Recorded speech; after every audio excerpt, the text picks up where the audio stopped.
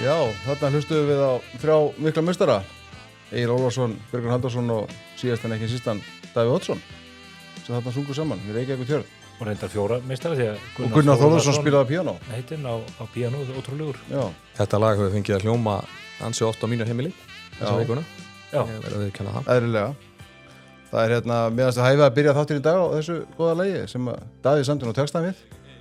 Já, ég held að Davíð hafi sami textan Og Gunnar Þórðarsson og lagið. Gunnar lagið. Já. Og þetta er eitt af þessum lögum sem einhvern veginn smella svo saman að þetta verður ekkert aðskilið. Akkurat. En þetta er mjög gaman að lesa þennan texta því að hann er mjög fallegur og raunsannur og dálítið í anda finnst mér þess sem að Tómas Guðmundsson skildi eftir sig, Reykjavíkur skáldi sjálft.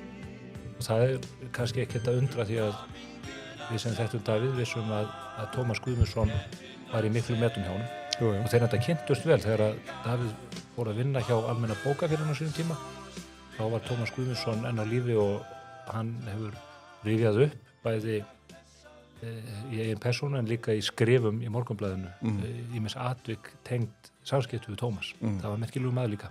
Já. Við gerðum svona, eins og hlustundur vita, þá á mánudaginn þá byrstuð þátt með Óla Birni þar sem fórum aðeins yfir svona æfi og störf. Stiklum á stóru, ég tók hann fram í uppæði þátturins að auðvitað gerum að það ekki einu þætti. Þetta er svo langur ferill og merkilegur. Mikil arleið og ég verða að hvetja alla sem hef ekki hlustað á þann þátt að gera það. Óli náttúrulega þekkir þetta betur en flestir og það var áhugavert að hlusta á hann lýsa því þegar hann er svona á sínum mótunar árum í menntaskóla, háskóla. Hvaða einstaklingar voru þar mest áberandi í stjórnmálunum og Davíð auðvitað þar á meðal og eins og Óli sagði það er ákveðin vöndun á svona karakterum í dag. Maður glotti eiginlega við tönn þegar Óli Björn hóf rössin og sagði ég kynntist Davíð reyndar ekki fyrir enn og svo sann 1981 og fyrir okkur er þetta í grári fornnesku.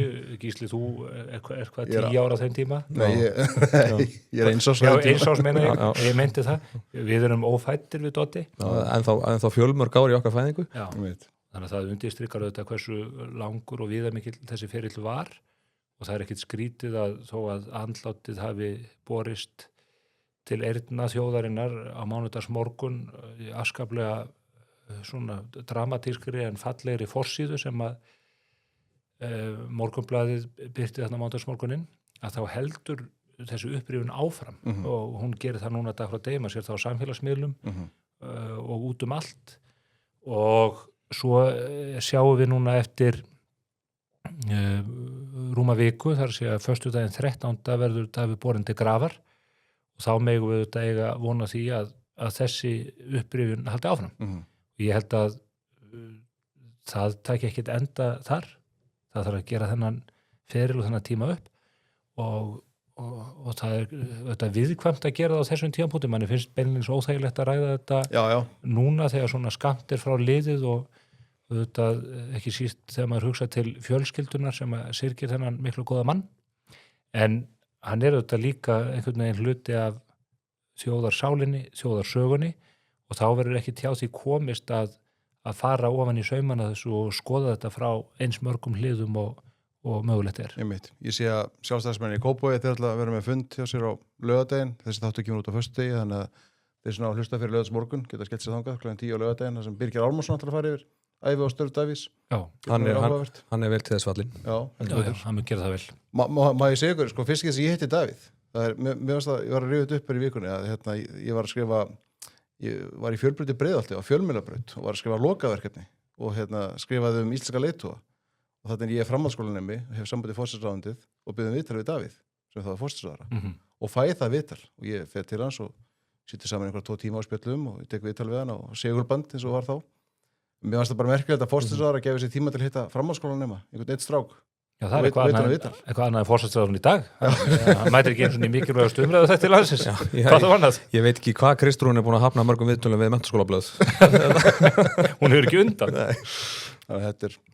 Nei, það er þétt dagskrá hjá okkur í dag. Við ætlum að fara yfir marga liði, strákar velkomnir. Stefán Einar Stefánsson og Þórir Gunnarsson. Ég glemdi nú að kynna ykkur. Það kannski þarf ekki að kynna ykkur. Takk kærlega. Jú, það þarf að rifja þetta reglulega fyrir fólki. Já. Þetta eru við ekki í hópi ógleymanlegra manna. Já, og ekki sérstaklega eftirminnilegir. Nei, hvað sagðist áttur heita? Þórhallur. Hér erum við að vanda auðvitað með veitingar frá kjötkambarínu. Já. Ég sé að Jónur sendi okkur konfekt. Ekki súkkulaði, heldur lambakonfekt. Já, þessar innrifjur eru magnaðar. Rosalega góðar. Á ég að koma með grillpúnta. Já. Þetta er kjöt sem er ótrúlega gott bæði sem til dæmis léttur forréttur en líka sem aðréttur. En það er svo skemmtilegt að grilla þetta því að þarna er lykillinn aðeins einn. Hann er sá að grilla þetta eins lítið þú getur. Þú hafa þetta eins miklum hita þú getur og helst með smá eldi þannig að þú náður að brenna lambafytuna en þarfur utan viltu hafa þetta sem minnst grillað. Já. Þetta eru bara svona 80 sekundur á hverju hliði það ekki? Jó. Á blúsandi hita? Jó, blúsandi og helst að ná smá eldi. Þetta er svona í vittarsformi. Já, en ég meina Stutt og blúsandi hita. fólk fer bara í kompani og testar þetta. Ég grípi þetta oft bara þegar maður er á leiðinni heim og hefur lítinn tíma til að elda. Strákarnir mínu, þeir kúfa þetta í sig. Þetta er getið upp til 18 mínu heimili. Já. Ég var að skoða eins bara til gamans tölur lambakjöt. Hvað haldið þið að lambahryggjir hafi hækkað mikið innkaupsverðið á síðustu 5 árum? Lambahryggur? Já. Hryggur eða lambakjöt almennt eða bara hryggurinn sérstaklega? Já, bæði. Þú veist, þetta er aðeins mismunandi hækkun en sérst... Þetta til útsöluverð úr verslunum? Nei, heildsöluverð frá afurðastöðunum. Ég myndi halda 30-35%. Já, þetta eru hækkað töluvert. Ég myndi halda aðeins meira, 50 eða 60%. Já. Sérst, lambahryggjir hafa hækkað í innkaupaverði 80% á 5 árum. Og lambalæri hefur hækkað 108% á 5 árum. Hvað er í gangi? Þetta er bara, er lamba verið að muna að vara? Er þessi lömb ekki upp á fjöllum hálft árið að að borða fjallagrös? Maður heyrir nú ekki sögur því að bændur hafa það mikið betra í dag heldur en fyrir 5 árum. Nei. Þetta er rosalega skrítið í þýljósi að þegar maður upplifir þannig að þeir lepja flesti hverjir döðun og skel sko, þurfa að sækja sér atvinnu fyrir utan bú og annað. Það er eitthvað ekki í lagi í þessu kerfi sko. Þetta er frábær vara og fólk er til í að borga heilmikið fyrir þetta. Og vöruþróun eins og þetta hjálpar til í því tilliti. Heldur betur. En já, þetta er rosalega hækkun. Já, ég hef oft velt þessu fyrir mér sko. Það er búvörusamningarnir eru 20 milljarðar á ári, það er nálega daggóð fjárhæð. Útsöluverðið hækkar alltaf eða heilsöluverðið, en samt einhvern veginn sitja bændurnar alltaf eftir, þannig maður veltur nú fyrir sér. En búvörusamningarnir eru meira en auðvitað lambið. Já, en það er einhver starf hérna í keðjunni sem er að fá eitthvað meira en að ná að fá, það hlýtur að vera. Já. Guð blessi íslenska lambið og bændurna sem alaða á fjöllum og slátraði á hausti. Jú, en við þurfum að styðja bændurna, það er númer 1, 2 og 3. Við þökkum Gunnar Ágústssyni fyrir komuna. Íslenski bændur er að gera mjög gott mót. Ég elska íslenska mjólkurvörur. Bara ég var að uppgöta núna þarna létt grísku jógúrtina frá Örnu í Bólangavík. Hún er bara 4% fita og mér finnst hún bara betri heldur en þessi ófituskerta. Og þetta er bara príma vara. Já, en svo náttúrulega talandi um íslenska mjólkurvörur þá þetta er skandall. Stærsta mötuneyti-landsins sem hættir að kaupa smjörva og fer í eitthvað ítalst pálmaolíusmjör. Bertóli, já. Í sparnaðarskyni. Ég er með kenningu. Já. Ég held að það sé ekki í sparnaðarskyni. Nei. Þetta snýst það hversu auðvelt er að smyrja þetta. Smjörvin er þetta, hann var talið svona mýkri heldur smjör á þessum tíma. Sem hann er. En hann er samt sem að þegar hann kemur beint út úr ískáp alveg grjótharður. Það er þetta að rota mann með þessu. Já.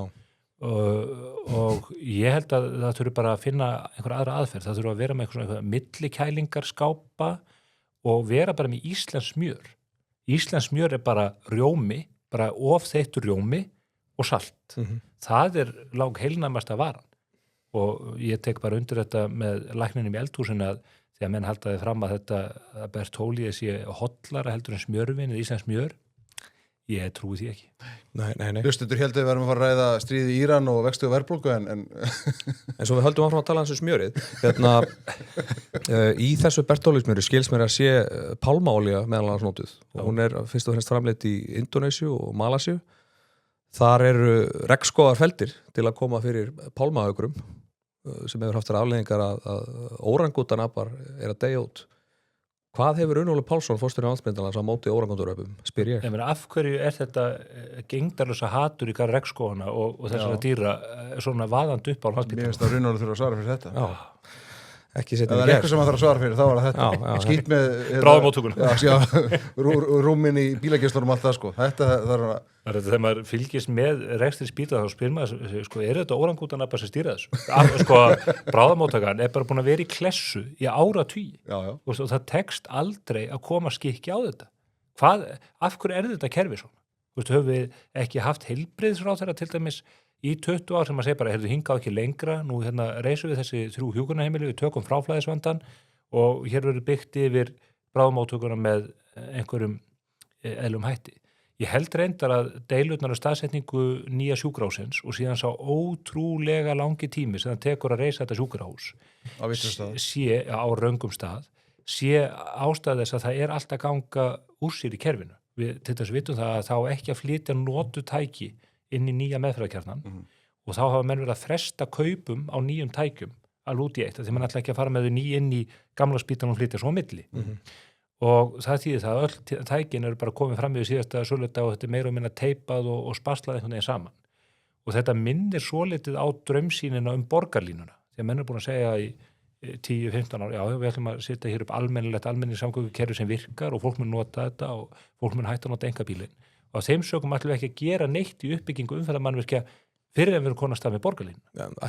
Freka bara að taka beiguvas ána slíkt og gera umferðina óbærilegri. Og það er, mér finnst einhvern veginn staðan á Landspítalanum fann að minna dálítið á glíuna eða draumsýnina sem aldrei verður að veruleika varðandi þessa borgarlínu. Í stæðis að horfast í augu við raunveruleikan og vandamálinu eins og við blasa við núna, þá eru menn alltaf að segja, þetta er alltaf lagi krakka mínir, við erum búin að leysa þetta hérna árið 2040. En fólki sem er á bráðamóttökunni núna, það verður bara dautt þá. Það verður ekkit, það er engin huggun fyrir það. Herru, ég er það komið nafn fyrir þennan nýjan spítala. Ekki bara borgarspítalinn? Eins og borgarlínan? Jú. Við vorum með borgarspítalinn. Já, ég veit það. Og erum með. Nei. Hann ennþá kallar það. Já, þetta voru spítalar sem voru í samkeppni. Já, reyndar. Það var borgarspítalinn og Landakot og Landspítalinn voru 3 spítalar í samkeppni og þeir voru meðal annars í samkeppni starfsfólk.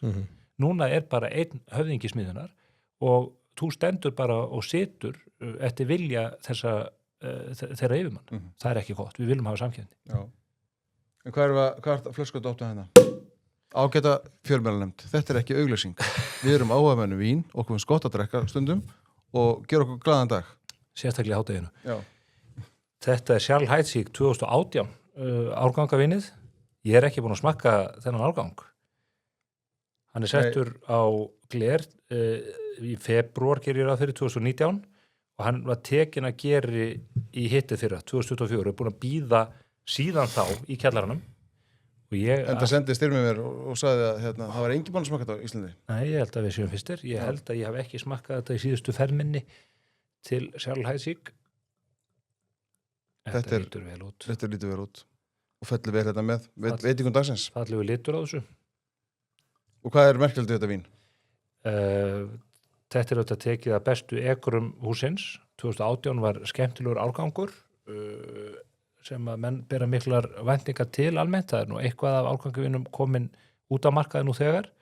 Þau þurfa að vera í að minnst kosti 3 ár á geri. Þannig að það má ekki miklu muna. Fyrstu vínin hafa þá verið að koma sennilega 2022-2023. Já, ok. 4 myndi ég halda. Og svo náttúrulega er þetta frá Charles Heidsieck, þannig að þessi flaska var geymd í kalksteinshellunum í Rans allan þennan tíma. Í 30 metra niður í jörðina, kalksteinshellar sem að Rómverjar hjuggu niður í jörðina á 2. og 3. öld eftir Krist til að reisa hinnar dýrlegu dómkirkjur og hernaðarmannvirkin það í Fraklandi. Já, ef ekki að smakka þessu. Áhugavert. Og svo þetta er í boði kaldi, kæra fjölmiðlanefnd. Þetta er óáfengur bjór sem hér er í boði. Já. Þetta er ekki auglýsing fyrir áfengi. Nú setur maður fyrirvara allt. Maður er að standa í slappið í fjölmiðlanefnd. Já, ég lakka mest til að heyra í nýja starfsmannum sem á að finna sér verkefni. Já. Hann var örugglega mættur hérna í næstu viku bara. Sparka niður hurðina. Heyrðu, Peyjapúlsinn, má ég segja hvað honum? Peyjapúlsinn? Við Dotti, við vorum í Vestmannaeyjum helgina. Ég var að stýra þar hérna jólahlaðborðið í BVF Jólaborðið, já, eða hvað það sko, þeir eru nú að halda þetta Þorrablót í mars, þannig að ég veist ég bara kalla þetta sem ég vil sko. Og hérna, það var mikið dýrið, það voru 270 manns eitthvað svoleiðis, þú varst þarna í salnum já, hún var stöppuð höllin, það var mikil stemming. Ég var sett á háborðið með Dodda og ég held að hann er mér félagskapur. Var hann þinn +1 eða? Já, ég var reynda með +2 sko, því að ég tók líka Konráð Helga bónda undir Eyjafjöllum með okkur. Já, við nokkar. Og já, sjóveikasta mann á Íslandi. Og hann var hann grænni framann, þó að Herjólfur væri ennþá bundið við bryggju, sko. Það var bara tilhugsun að við verðum að fara út á sjó. Það var hann alveg stífur. Það eru óskum konunars til hamingju, hún var fertug í gær. Já, Elsa. Var það í gær? Var það ekki í dag? Það sé bara í dag. Að taka upp á 50 degi. Já, einmitt. Jú, í dag. Já, í gær. Fertug. Takk fyrir að klúra þessu. Og þetta var ágætt. Ég held að Doddi er mér einhver félagskapur og svona stóð og stytta í þessum átökum sem félagst í því að reyna að stýra Þorrablóti. Ég leit af honum í svona 3 mínútur. Þá var hann kominn í þennan þvílíka kvennafans og ég sá hann ekkert meira það kvöldið. Ég var þér andlegu stuðningu þrátt fyrir það, þú kannski hefði ekki séð með beilinnis, þú hafðir alla með stuðningu. Hvað kveiktir á kerti fyrir mig? Það er hafa að vera að skoða hérna heimasíðu Þjóðmála sem mynda á honum með bollan. Já, það lítur að vera. Já, líka sko, kynjahlutföllin voru nú svona ansið skemmtilega þarna sko, það er allir á loðnuvertíð, kallarnir sko. Margir þeirra. Já, næsta mál. Fannar í Hipsumhaps, vinnur okkar. Hann spilaði þarna á stuðlabandinu. Það fór nú að mestu leiti fram hjá þér, en gott var það. Eitt sem er frábært við svona partí í Eyjum.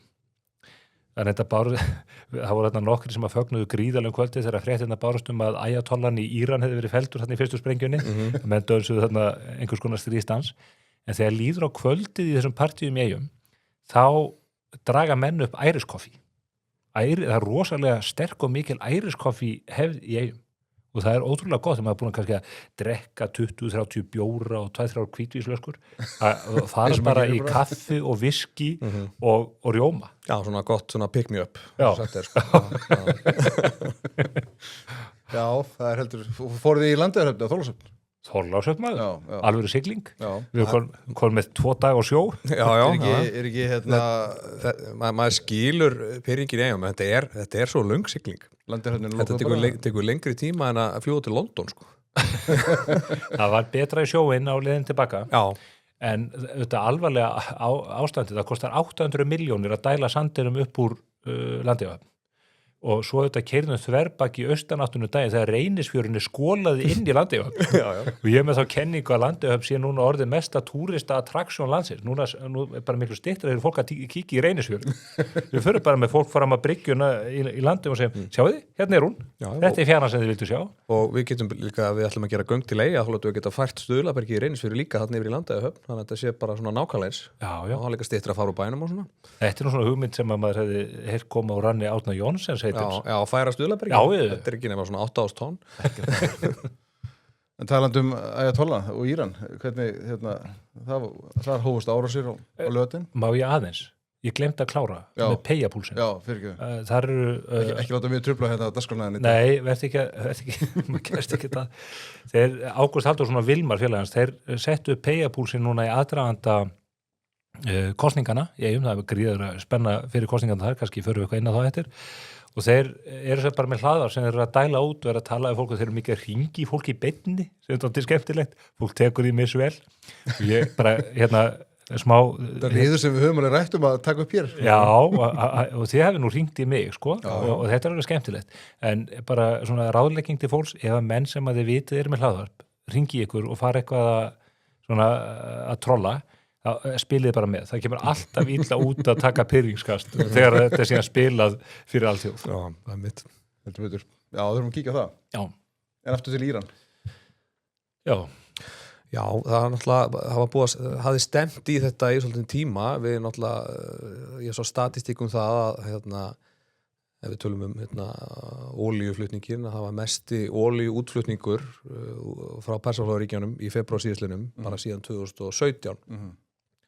Þannig að væntingar stóðu til þess að það geti eitthvað komið upp á, en núna náttúrulega maður náttúrulega límdur yfir fréttunum allan daginn og er svona að vona það að þetta klárist fyrir en síðar því að þetta er náttúrulega erfið staða ef að þessi siglingarleið lokast til lengri tíma en ég hef alltaf trú á því að hérna Svo er þetta Íran búin að vera að ráðast á sko önnur nágrannaríki. Já, þeir eru bara komin í eitthvað total war sko. Þeir voru nú bara síðast áðan að skjóta dróna á Azerbaijan. Sko, þannig að þetta er ekki bara Arabaríkin, þetta er farið að teygja sig bara í átt að Evrópu í raun, já, svona, eða allavega í norður. Þeirra viðbrögð bara felast í því að skemma allt sem þeir geta. Já, þú segir að þessi sala á olíunni eða flutningar olíu hafi aukist þetta í febrúar. Þegar að mótmælin hefjast, ef ég man rétt 28. desember í Íran, fólk rísu upp gegn klerkastjórninni, að þá ásennilega 2-3 vikum er talið að klerkastjórnin hafi brytjað niður einhvers staðar á bilinu 30.000 til 100.000 manns. Það er miklu meira mannfall heldur en sko í Gazastríðinu sem að stóð þó sko árum saman. Já, og menn höfðu nú skoðanir á. Og þeir voru að skjóta almenna borgara sem að stóðu bara í fylkingabrjósti í mótmælum. Þeir fóru með sér inn á sjúkrahúsin þar sem var búið að barka þræða helsjúkt fólk og þeir skutu fólk bara í höfuðið. Þetta er sko voru aftökur af stærðargráðu sem að við höfum sennilega ekki séð síðan í seinni heimsstyrjöldinni. Og þá kemur Trump og hann segir haldið áfram, haldið baráttuna áfram og svo segir hann help is on its way, hjálpin er á leiðinni. Og hann sendir Abraham Lincoln flugmóðskipið í 8 Persaflóa og menn bjuggust við því að Bandaríkin myndu hefja loftárásir fljótt og vel til þess að knésetja klerkana. Svo líður og býður og fólkið í Íran verður í mörgum þeirra kom bara úrkulla vonar að nokkuð muni gerast. Síðan beinir hann Gerald Ford líka inn á svæði sem er stærsta herskip í heimi og þeir eru með liðsflutninga þarna eru að flytja meðal annars F-22 Raptor vélarnar til suður hluta Ísraels og jafnt og þetta er þetta að gerast og það er allt í samræmi við upplýsingar sem að fóru að bera svona með óljósum hætti frá Ísraelum skömmu eftir þessa yfirlýsingu Trumps. Ísraelarnir sögðu við getum ekki varið okkur á þessum tímapunkti. Við þurfum dálítinn tíma til þess að undirbúa varnirnar þegar að Íranarnir fara bara all guns blazing. Og það átti við reyndar bandarísku herstöðarna líka. Bandaríki sagði að því mér skilst við Trump, við erum hérna með herstöðar, það eru misvarðar. Við getum ekki tryggt loftvarnirnar ef að allt fer í bál og brand. Og nú er að koma í ljós að þeir höfðu á rétt að standa núna þegar þessar árásir hefjast að þá þurfa menn að taka á öllu því sem þeir eiga til þess að verjast þessum brjálæðingum sem að skjóta þessum eldflögum og flugskeytum og drónum í allar áttir. Og hún er alltaf eins og þú segir murka líf úr fólki 2000 tali. Já, svo koma Þorgerður Katrín og forsetrar Spánar og segja, hér er verið að brjóta alþjóðalög, það er verið að brjóta alþjóðalög með því að ráðast á klerkastjórnina. Býtum við, ef að eitthvað ríki tekur sér til og brytjar niður köldu blóði, kannski 100.000 íbúa og kannski það bara endaði 200-300.000, verður ekki að bregðast við. Hefði Jólasveitnin í New York, Guterres kommunisti, af hverju voru Sameinuðu þjóðirnar ekki búin að bregðast við fyrir langa löngu og ekki bara fordæma hlutina heldur að hóta viðurlögum ef að menn myndi ekki hætta þessum drápum. Bandaríkjamenn eru bara að grípa inn í stöðu sem var orðin gjörsamlega óþolandi fyrir allt siðmenntað fólk að horfa upp á. Sameinuðu þjóðirnar voru bara tiltölulega nýbúin að kjósa einhvern mann frá Íran í eitthvað mannréttindaprogram sem mætti þetta í púlt og hélt ræðu hvað þetta verið allt ásynlegt þarna hjá. Sko á þessari öryggisráðstöðum sem Marco Rubio utanríkisráðherra Bandaríkjanna ávarpaði daginn í München að það alltaf fjallaði hans þetta og hann sagði bara diplomatiska leiðir, það er bara ekki virk alltaf og Sameinuðu þjóðirnar og hann bara sagði það hreint út, Sameinuðu þjóðirnar eru bara gagnslausar í þessum deilumálum, það þarf bara að gera eitthvað annað. Íran er bara dæmið það og svo segja menn núna Mark Carney og fleira hafa sagt Bandaríkjamenn stendur ekki bein ógn af Íran. Íran hefur þá stefnuskrá sinni að gjöreyða Ísrael. Þetta eru menn sem eru reiðbúin til að beina vopnum að eigin þegnum. Þetta eru menn sem eru búin að fönda hryðjuverkasellur, Hútana í Jemen, Hamas-samtökin á Gazasvæðinu, Hezbollahna í Líbanon, Sýrlandsstjórn. Þeir eru að dæla drónunum sem þeir smíða til Rússana sem að síðan beita þeim gegn almennum borgurum í Úkraínu. auðvitað Íran hrein og bein ógn við heimsfriðin og þar með alla Bandaríkjamenn. Og ég verð að segja að það var ótrúlega gleðilegt þegar fréttir barust að því að þessi árás hann í morgunsárið var þetta ekki 28. februar á laugardaginn að þeim hafi í fyrstu sprengingunni tekist að taka þennan viðbjóð sem að Khamenei hann búin að stýra þessu ríki, hryðjuverkaríki og kúa þjóðsina og myrða fólk köldu blóði síðan 1989 hættulegasti handklæðahaus í heimi og hann bara tekin hann út og nú eru skilabóðum þau að hver sem tekur við á honum verður tekin út með sama hætti og það held ég að munni millja niður stjórnina.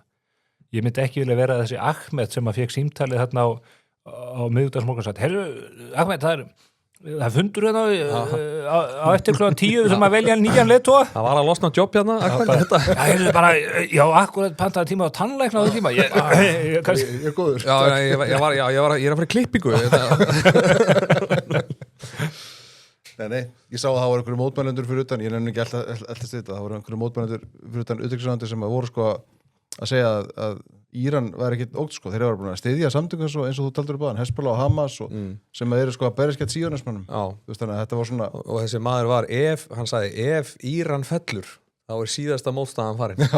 Hann sagði þetta, þessi Karl Héðinn sem að þarna stál sósíalistaflokknum af Gunnar Smára eða ekki. Jú. Já, var þetta hann? Þetta er hann sko. Þetta er sáinn sami. Þetta er geðslegt fólk. Já, en þú veist... Þú sagði að vakna á mótnarna og segir, ég ætla að fara hérna fyrir undan utanríkisráðuneytið og... Með gætarhátt að segja þetta. Gætarhátt að lýsa yfir stuðningi við Hamas og Íran. Já. Er einhver líkur því að Þorgerður hætti sér að hlusta á þetta? Rugl. Já, hún kom nú hérna, hennar fyrstu huðbröðu fjölmjölum voru nú ansi skondin. Já, hún talaði alþjóðlegin. Já, nei, hún sagði líka, ég hef áhyggjur af stuðunni með Austurlöndum. Já, það er hot take. Já, þetta voru stór orð. Mikil peningar þar. En svo eru þetta að reikna það út núna hvernig Ísland getur kært sig inn í þessa deilu. Og hérna mjög fyndið þegar að Bretar og Frakkar sko voru alveg á móti svo Starmer bannaði þeim að nota einhverja flugvelli sem að þeir hafa afnotað hann í Miðausturlöndum og hitt og þetta. Svo þetta þegar að Íranarnir fóru að skjóta sprengjum á hinn löndin, þar sem að fullt af Bretum eru staðsettir, þá sögðu Macron og Starmer, já við munum bregðast við með vopnavaldi sko ef að þeir halda áfram að ógna okkar borgurum. Það bara seint sko, bara stærsti her í heimi og 2 öflugustu flugherrar í heimi eru bara murka líftóruna úr byltingaverðin Íran. Þeir eru búin að sökkva þessum skipum, þeir fóru nú bara með kapot til Sri Lanka og tóku niður eina freigátu hjá Írönunum og núna þurfa þeir bara, eins ömurlegt að vera að segja það, nú þarf bara að ganga milli bols og höfus á þessum mönnum, þannig að þeir hafi enga burði til að taka svona afdrifaríkar ákvarðanir eins og að senda sprengjur á nágrannaríkin og svo er vonandi að þetta veiki brjálæðingan innan ríkisins svo að almenningur geti núna risið upp sem hann reyndi í janúar og að hann verði ekki barið niður með gefanlegum og kostnaðarsömmum hætti og römbar vitni þá. Já. Klerkasöldin tók við völdum 1979 eins og rættir, eftir byltinguna þar. Íran var nú mjög svona framandi ríki, framfara sína ríki þangað til þá. Já, það sko... Getur rakið það kannski síðar? Síðar, já, það var hérna keisarinn sem ríkti þarna áður en auðvitað ástæðan fyrir því að vinstrimennir er alltaf tilbúinir að verja Íran er að þetta var náttúrulega, það var keisar þarna áður og kannski ekki allir sáttu við hvernig landurinn var stýrt en þarna þetta er rauninni sósíalísk bylting sem er framkvæmdanda Íslam sósíalísk bylting sko. Landi var gjörspilt og þessi keisari var miklu með, þetta var alveg viðbjóðslegt ríki. Við séum hérna í góðum gýr sko Já, en bara svo til að það sé ítrekkaði fjölmiðlun þá borguðum við fyrir þetta sjálf Já. Kæra fjölmiðlunefnd Hugsa ykkur að það standi í þessu Já, það er nú var nú að hlusta á ágæta podcast Steve Dasgrá, hafa ekkert mann hlusta á það. Já. Þeir lentu í svona rimmu og þeir ætluðu með tekar en að streitast á móti og þá kom bara tilbaka, já, heyrðu, gerið það sem þið viljið og annars eru dagsektir og þið getur að borga okkur alltaf 10 milljónir bara innan skams. Já, náttúrulega erum við bara, ok, allt í lagi. þannig að það er svona fjárhagslegt ofbeldi sem að þessi nefnd beitir almenning. Allir starfsmenn fjölmiðlanefndar hafa unnið alltaf hjá ríkinu. Við ætlum að gera greiningu á starfsmennum fjölmiðlanefndar við tekifæri. Já, name and shame. Já, algjörlega. Miðað við lífistandardin á Gíslafreð þá mun hann ekki kippa sér upp í svona dagsættir. Drop í hafið. Já, talandum óheft útgjöld, svo við fyrir nú inn í annað, að þá nei, herri, þetta koma eitt að náður. Þáttur númer 400, hann komin í loftið. Heldur betur, ég er búin að hlusta á hann. Já. Hlusta á hann í sálinni. Já, frábær þáttur. Þú tókst þetta viðtal áður en að allt fór í bálabrandi í Miðausturlöndum eða hvað? Já. Er sjúkrásið ekki ennþá þarna? Það er alltaf hljótt að vera. Já. Ég heyrði í byrni reyndar núna eftir átökin hófust og það verðist nú hlutin verðast ganga sem vana að ganga þarna. En svo merkilega staðu á þess að ég ætla að færa talið aftur sérstaklega Íran er náttúrulega svo að þessar þjóðir sem hafa átt svona í kryptísku sambandi við Íran, að það er alltaf misjafnt auðvitað hvort að menn hafi verið stuðningsmenn þeir eða ekki, en menn hafi verið að reyna að halda friðin. Svo núna þegar þetta sprengjuregn gengur yfir að stóru hlutu auðvitað ætla bandarískum herstöðum, frönskum herstöðum, breskum herstöðum, en margt af þessu er líka að lenda bara á eins og alþjóða flugvellinum í Dubai og annað, að þá þrýtur menn nú örendi, sko. Menn geta ekki setið undir þessu, sko. Ef að þeir áttu einhver að vinni eða nutu hlutleysis hjá einhverjum fyrir þetta, þá var það allt farið núna. Já. Þeir eiga enga vinni lengur.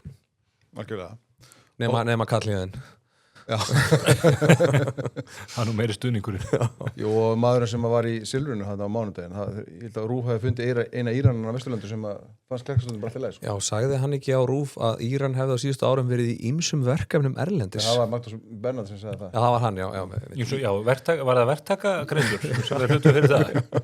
Þetta með Íranan, þennan eina Íran sem mætti hann í Silfrið, glórulaust mál, er þetta bara framhaldssaga af ruglinu þegar þeir fengu konuna þarna eftir hryðverk árásana 7. október 2023 og hún sem palestínumaður sagði að auðvitað fagna ég þessu og þá búið að limlesta, myrða og nauðga á annað 1000 manns í beinni útsendingu. Já, auðvitað fagna við því. Já. Til hluta af okkar frelsisbaráttu. Akkurat. Herðu, að því sögðu, þá þáttur með 400, það ekki tekið til að minna á þjóðmálastofuna? Jú. Og netverslun þjóðmála? Þeir sem eru ekki komnir þangað þurfa að drífa sig. Já. Svo að við ræflandi getum nú haldið þessu áfram þetta. Það fer að þetta kampæn borgar sig sjálf. Nei. Við þurfum náttúrulega að borga þetta kampæn upp í topp. Það er en að öllugarinn sleftu að þá er að koma samstæðalið núna í mars sem að mun tengjast gestum þjóðmálastofunar, eða gestir þjóðmálastofunar getur tengst þeim aðra, ég ætla að kynna það seinni mánuðinum. Þannig að gestir þjóðmálastofunar, þeir nota nú ýmissa velvildar. Spennandi. Víða samfélaginu. Þetta er... Fyrir utan það að við nota velvildur okkar við þetta. Þú ætlar sérst að koma með eitthvað svona kjarabætur? Já. Ok. Þetta er 5... Tengtur launavísitölu. Já. Og verðlag. Nú er þetta 5 ára. Já. Núna í mars. Hvenær var fyrsti þátturinn? 21. eða 3. Mars. Halldór Benjamín var í fyrsta þætti. Já. Þetta eru 400 þættir. Hvað hefur þið tekið út úr þessu annað en peningana? Þetta ólega fjöð. Nei, ég meina maður finnur bara að hlaðar þjóðmála skiptir máli fyrir hægrimenn í landinu og bara þjóðan alla. Þú hefur stýrt 399 af þessum 400 þáttum. Já, það passar. Já. Þú vilt semst að ég minnist á þennan eina sem þú stýrðir. Já. Og hvernig það kom til? Já. Ég fekk ekki COVID. Þú lást í COVID. Já. Og ég fór nær dauðan lífi og tók upp þátt í Hafnarborginni. Ef ég man rétt, Vilhjálmi Árnarssoni og Sigmari Guðmundssoni. Já, hárrétt. Það passar. Þetta var dálítið merkileg upplifun. Já. Merkilegt bara hreinlega ég hef náð að taka þetta upp með mína tækni þekkingu allar. Já, með minni ég hafi farið inn í stúdíóið, þú sett kortið í og stilt mixerinn og bara þannig að þú ert bara ít á rekk og ég ætlaði bara að snerta alla mikrofónu og alla takka og allt þetta er miður COVID og svo komið þið 3 hérna. Já, í kjölfarið. Lögðumst allir í kjölfarið. Láðu allir í valnum. Steiktu alla hurðahúna og hugsa ykkur, munið þetta ástand. Nei, fyrir mig að rífa það. Nei. Dreipur hlustundur og leiðendum. Er Sigmar Guðmundsson ekki hættur að sleikja hurðahúna? Ég veit það ekki. Ég veit það ekki. Mér langar að vita það en ég veit það ekki. En að því sögðu, kíkið inn á þjóðmál.is, skráðu ykkur í þjóðmálastofuna, vestliði vörðunar okkar, meðan þess að bolla hér sem að vinnur okkar IT House of Brands að búa til. Þau eru líka búa til sokkana í Mottumars. Ég sé að þú komið með Mottu. Já, verðum við ekki að styðja þetta góða verkefni. Já. Vitundavakning. Hórmottan, já. Ég bara ná mér eitthvað kvef, þannig að komst ykkur hór í hana. Já, þetta svo í Dumb and Dumber. Já. Frosið hór. Þú ert farin í jakkanum, en ég sá varst með klút hérna sem að... Já, ég fór í herragarðinn og keypti og fjölmiðlanefnd, þetta er ekki auglýsing. Keypti hérna klútin sem að Sigurður Sævar Magnússon félag okkar gerði. Kannski að sína með kvittuna en ég get farið með henni í fjölmiðlanefnd. Já, ég er með þetta hérna á kortinu. Og þetta er mjög falleg mynd og er glíma. Hann hefur átti verið að mála og teikna glímumyndir undanfarnu og það á þetta sérstaklega vel við út af verkefninu. Því að alvarleg veikindi sem fólk tekst á við er stærsta glíman á lífsleiðinni og þessi klútur er afskaplega vel hefnaður og fallegur og gaman að bera hann. Já, bæri það með stolti. Já. En áfram með dagskrána, strákar. Má ég spyrja einu fyrst? Já. Vertu ekki að reyna að teygja þessa umræðu alltaf einhverja áttir. 5 ára afmæli. Þetta þáttum við frjálsu aðferð. Það er 400, þetta er 401. þátturinn. Já. En allar ekki að gera neitt annað til eftir afmælisins. Þetta er stóra afmæli. Já, við ætlum að kynna það aðeins eitt í mánuðinum. Og hvað er það? Það er svo langur. Er ekki líklegt að gestir þjóðmálastofnunar muni með einhverjum hætti njóta góðs af? Það sjálfsögðu. Þeir fá fyrstir að vita. Já. Eins og allt annað. Sem gerist á vettvangi þjóðmála. Þið fáið ekki einu svona að vita. Nei. Ég er algjörlega í myrkri. Ekki frekar að vænla. En þá áfram með dagskrána. Já. Það ekki. Ætlum við ekki að ræða bjórkvöld og Eskifirði? Við höldum ég ætla að koma því aðeins eftir. Við höldum eitthvað góðan viðburð í tilefni afmælis þjóðmála. Já. Ekki? Maður alltaf að halda bara 5 ára afmæli. Það held ég. Já. Ekki? Til er ég. 100 p. Frumvarp tenging og bóta við launavísitölu. Strákar, við höfum aðeins fjallað þetta mál hérna. En þetta er alltaf að fara að vinda upp á sig á mjög undarlegan hátt svo ekki sér til fast að róla tekið. Við sáum núna síðast að Seðlabankinn var að vara við þessu frumvarpi. Síðan hafnar velferðarnefnd því að fá fulltrúar Seðlabankans á sinn fund til að fara yfir þeirra gagnrýni. Það sama við samtöku atvinnulífsins, þau fá heldur ekki að fara á fund velferðarnefndar að hafa mótmælt þessu. ASÍ hefur líka mótmælt þessu. Þau eru bara hérna með puttunni í eyrunum og bara bara eitthvað með ekki sem er eiginlega bara besta lýsingin sko. Nei, það er það sem er í gangi og það er bara alveg svo grásleipur frumvarpinu. Já. Það eru allir hver einasti landsmaður læknar á landi bara Amnesty International og Rauði krossinn eru búin að andmæla þessu. Mér er þessi kall hérna það líka. Já, bara á kvenfélag Rangallarsýslu og ég veit ekki hvað sko. Þú þekkir nú vel til þar. Já. Og Vestmannum, heyrðist mér. Já. En sko, núna síðast svo bætist við núna í vikunni Læknafélag Íslands sem var að við þessu. Og Læknafélagið var að benda á það að við förum í næstu frétt, pólísvinnum mínir, að hvað sögður að það eru 12% Íslendingar orðnir öruggir. Já. Á bótum. Á bótum, já. Já, 12% Íslendinga bótum og það sem er áhugavert í þessu að í opinberum tölum, og þetta kemur þetta fram í mjög áhugaverðri grein sem að birt í nýjasta tölublaði Læknablaðsins sem ég var að lesa. Þar kemur í ljós að þetta bótahlutfall er dulið. Þar kemur, í opinberum tölum kemur alltaf fram að þetta sé 9%. En það er vegna þess að við höfum flutt inn svo rosalega stóran hóp af öflugu fólki, þessu erlendu vinnuafli, sem kemur ekki að gaggjart til að vinna en ekki til þess að fara á bætur. Þannig að þegar horftir á Íslendingana einangrað og þá er þetta hlutfall komið í 12%. Þetta eru Íslendingar á aldurum 18-67 ára. Það er mikið þennu undir þegar ekki. Já, þetta er sá hópur sem er á örorku og endurhæfingarlífeyri. Þetta er hlutfalli af þeim sem er á vinnufarum aldri, svo að segja, 18-67 ára. Já.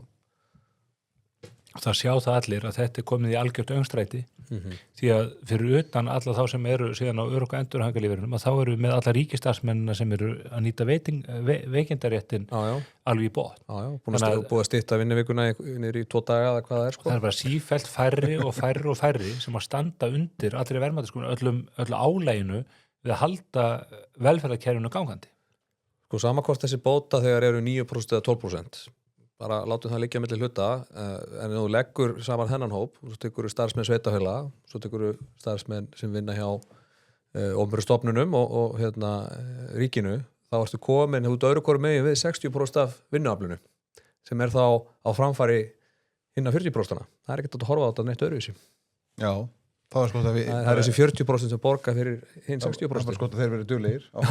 Þetta er svo við vorum eins og við sögðum fyrir austan á Björgvöldinu sko að núna þurfið þið bara að vera dugleg sko að landa þessari lónu sem við getum borgað fyrir borgarlínuna og tvöfaldalásinn og allt þetta sko. Það var öflugt skip að koma landi á Norðfirði kvöldi sem við vorum á Eskifirði og þeir voru með 1850 tonn í lestinni af lónu sem átti að vera frystingu. Aflaverðmætið þessum fiski var metið svona í kringum 200 milljónir. Og til að setja þessar 200 milljónir í samhengi þá er talið að þetta nýja frumvarp Ingo Sæland muni kosta ríkissjóð 5 milljarð á ári. Og það bætast alltaf 5 milljarðar við á hverju ári ofan á 5 milljarðar sem áður voru. Að við þetta, þessu upphæð, hún samsvara því að það þurfa að koma 25 förmum af þessu tagi að landi. Ekki það sem ríkið tekur í sem hluta því, þetta er bara heildar verðmæti aflans eru 25 farmar bara til þess að standa undir þessari geðbilun sem að Inga Sæland er að boða og nýtur fulltingis til að keyra í gegn. Og sagði í þinginu á 50 daga að hún væri bara komið leiða á að hlusta fólk mótmælis og gagnrýnda. Hún sagði líka daginn að þegar að fólk gagnrýnda henni bara misbyði það að það skildi að væri tala svona til öryrkja. Svo sem okkar fólk. Og þetta er alvarlegt. Ég fekk mjög merkilegan mann til minn í spursmáli liðinu viku, Odd Ingimarsson, geðlækni og viðskiptafræðing, sem var í áratug líka í stjórn og sem stjórnarformaður eins og öflugustu lífeyrissjóðalandsins og hann hefur ritað 2 greinar í Morgunblaðið á síðustu vikum þar sem hann er að fara yfir það hvernig víxlverkun lífeyriskerfisins og almannatryggingana er orðið þannig að öryrki fólk sem að lendur á örorku og ákveður að nýta sér þetta hluta örorkukerfi það getur aukið ráðstöfunartekjur sínar 180-90.000 á mánuði með því að fara ekki aftur til vinnu. Ekki. Sko. Og þannig að sá sem að fer til vinnu aftur og heldur áfram að leggja til samfélagsins eins og hann getur, oft örugglega þungt og erfitt eftir erfið veikindi, hann er með 180-90.000 krónum minna í vasan heldur en sá sem ákveður hennilega að liggja bara með tærnar upp í loft. Og nú er ekki verið að gera lítið út í fólki sem að þarf sannlega að fara á örorkubætur vegna veikinda eða slysa. En þegar kerfið er orðið þannig að það hvetur fólk til þess að vinna ekki, þá erum við komin í mjög alvarlegt öngstræti. Og nú þegar er hlutfallið orðið þannig að 12% er á örorku og endurhaukalífeyri. Hvernig halda menn að þetta verði? Þegar að þetta kerfið er orðið þannig að launavísitalan og neysluverðsvísitalan ræður alltaf för svo sem hærri er og síðan eru komin þessi víxlverkun inn í kerfið. Þetta kerfi mun bara riða til falls, ekki á næsta ári, ekki á næstu 5 árum eða 10 árum, en það mun riða til falls á lífstíma okkar og það fólk sem er á fullu að borga inn í lífeyrissjóðakerfi núna, fólk í kringu 30 og 40, heyrðu, þið munum bara ekki fá neitt nema eitthvað mjög skert út úr því. Það er punkturinn sem gleymast oft í þessu. Sko. Þetta mun skerða framtíða lífeyri allra hinna. Sko. Það munu allir lendi í skerðingum, það er að segja þeir sem eru vinnandi, þeir munu lendi í skerðingum til að borga undir þetta. En sko, til að fara aftur í orðaðinu hjá Ingu, sko, þá talar hún vísa svo oft í sko, mitt fólk, þetta er okkar fólk. Með þessu er hún bara fjölga í þeim hópi. Þetta er ein grófasta sérhagsmunapólitík sem sést hefur hér í mjög langan tíma. Já, hún er bara búa til kjósanda fyrir sig. En þetta er alveg sem með grásleppu frumvarpið. Það eru bara 2 einstaklingar inn í þinginu, jafnvel 3, Kristján Þóru Snæbjarnarson fellur svona hluta til undir það, sem eru bara að gera með handafli breytingar á grásleppukerfinu þvert á allt annað sem að gerist í íslenskri fiskveiðistjórnun, bara til þess að sko, þjóna eigin dukklungum og sín eigin hagsmunum. Og þetta lætur bara Kristrún viðgangast. Hún er forsætisráðherrann, hún á að stýra sínum hópi og þetta er gert á hennar vakt og í hennar boði. Og það er náttúrulega ótrúlega hvað, og það eru eftir því tekið, sko, hvað þingmenn Viðreisnar og Samfylkingar tjá sig lítið til dæmis þetta mál. Og tóku enga þátt í umræðinu grásleppuna. Nei, Þau vita náttúrulega upp á sér skömmina, sko. Hanna Katrín lét sig hverfa, reyndar ekki í fyrsta skipt sem hún gerir það, en hún lít sér hver úr þessari umræðu. Ég get því ekki verið með ykkur í dag. Get því miður ekki verið með ykkur í Hanna dag. gata geti fara að tróða upp sem töframaður og láta sig hverfa. Já, Hanna Houdini.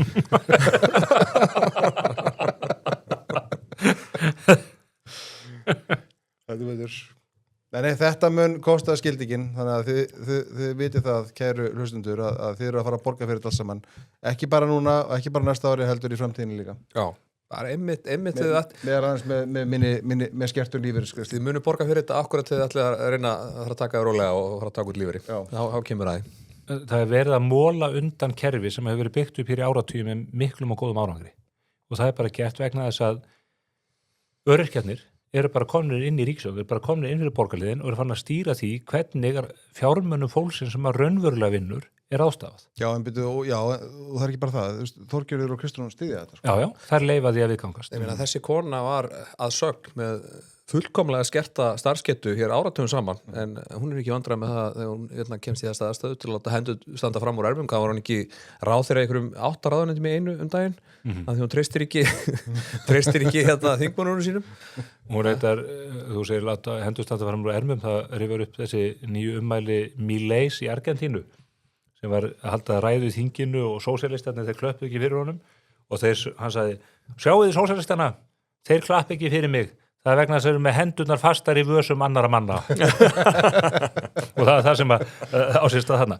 Má ég nefni þessu sambandi frétt sem að var í Morgunblaðinu þá í gær, 50 á síðu 2, undir fyrirsögninni Vítahringur félagsbústað. Félagsbústaðir eru þetta keiri þrótt vegna þess að þeir hafa verið að kaupa íbúðir og mjög skuldsett kaup sem að félagsbústað þurfa að greiða vexti af og svo eru þeir með mjög lága leigu að þetta er félagslegt húsnæði þannig að íbúðurnar standa ekki undir sér þannig að fjárstreymið í fyrirtækinu er neikvætt og þetta hafa menn verið að reyna að bæta upp með einsum hætti en kerfið hefur verið byggt hann upp að núna hafa menn sett kvaðir á byggingaverktaka þannig að þegar þeir reisa húsnæði og Dóti hún komið inn á það hér í þáttum að þá segjum við og reisir 100 íbúða hús að þá þetta selja félagsbústöðum 5 af þessum íbúðum á undirverði. Sem því náttúrulega bara það að þeir sem kaupa hinar íbúðunar þurfa að borga meira en ella. Já, með öðrum orðum þú ert að láta fólki sem er að kaupa húsnæði á almennamarkanum, það er bara að niðurgreiða kaupin fyrir félagsbústöði.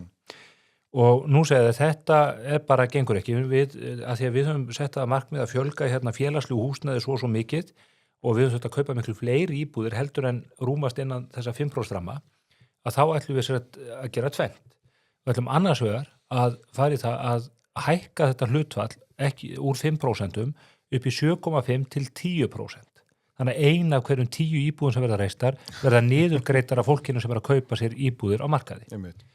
Hitt atriði að þeir eru að leggja það til að borgin stofni dótturfélag, byggingafélag til þess að fara að reisa íbúðir, bara verktakafyrirtæki, til þess að tryggja nægilegt aðgengi borgarinnar að niðurgreiddu húsnæði sem ykkur aðrir eiga síðan að borga upp.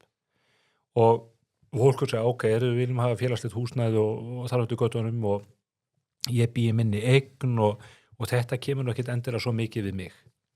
Þetta kemur við alla á markaðnum. Þetta pressar auðvitað upp fasteignaverðið og gera það verkum að þegar þú ætlar að endur fjármagnið eða skipt húsnæði eða hvað það er, að þá verður kerfið allt þyngra í vöfum þegar börnin okkar er komin á markaðin og annað. Þannig að hér er komin upp algjör vítahringur eins og segir í fyrirsögninni og það sem að mér finnst óhugulega í þessu er að menn virðast bara vera þeirri sjálfstýringu að það eigi bara endalaust að fjölga hér í félagslu húsnæði. Af hverju er það hinn sjálfsagða leið það sem að stéttarfélögin, félagsbúri, sveitarfélögin allir sæðalega eru bara á einhverjum autopilot með að búa til niðurgreitt húsnæði fyrir fólk. Já.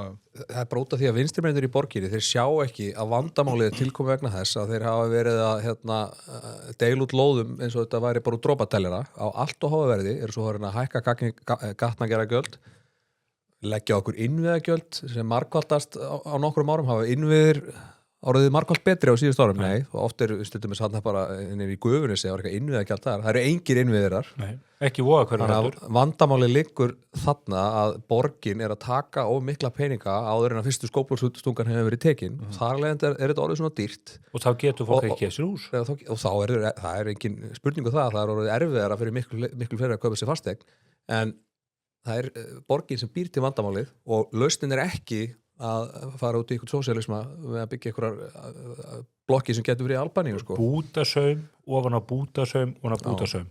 Hættiði bútasaumnum, látiði fólkið í friði og leyfiði verktökunum að finna lausnir á málunum. Það eru þeir sem að vita hvernig eftirspurnin er. Þeir sem taka fjárhagslega áhættuna. Þeir taka fjárhagslega áhættuna.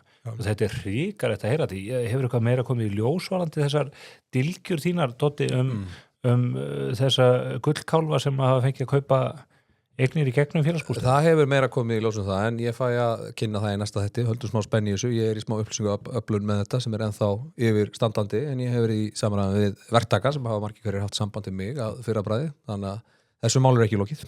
Og hvað er að taka upp helgina eða?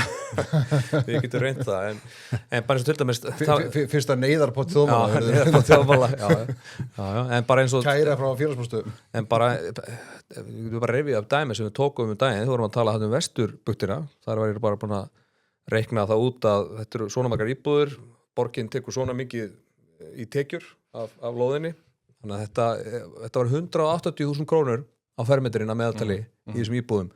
Bara við undirskrift þá sá kostnaði fallin til af því að borgin alltaf að pumpa upp þessi gjöld og þessi skatta Punktur svo kostinu á það sko. Þetta fólk heldur að þetta skiptir sig ekki máli af því að það bara þegar í einhver sínu húsnæði hvort það í leigu eða ávaxtið í húsnæði þetta skiptir alla máli, það stóri punktur það kemur bara niður á öllum og eftir því sem að við verum með fleiri einstaklingar líka sem eiga allt sitt undir ríkinu leigja húsnæði sitt að ríkinu þykja bætur frá ríkinu og þar myndi gödunum þá dregur úr lýðræðinu.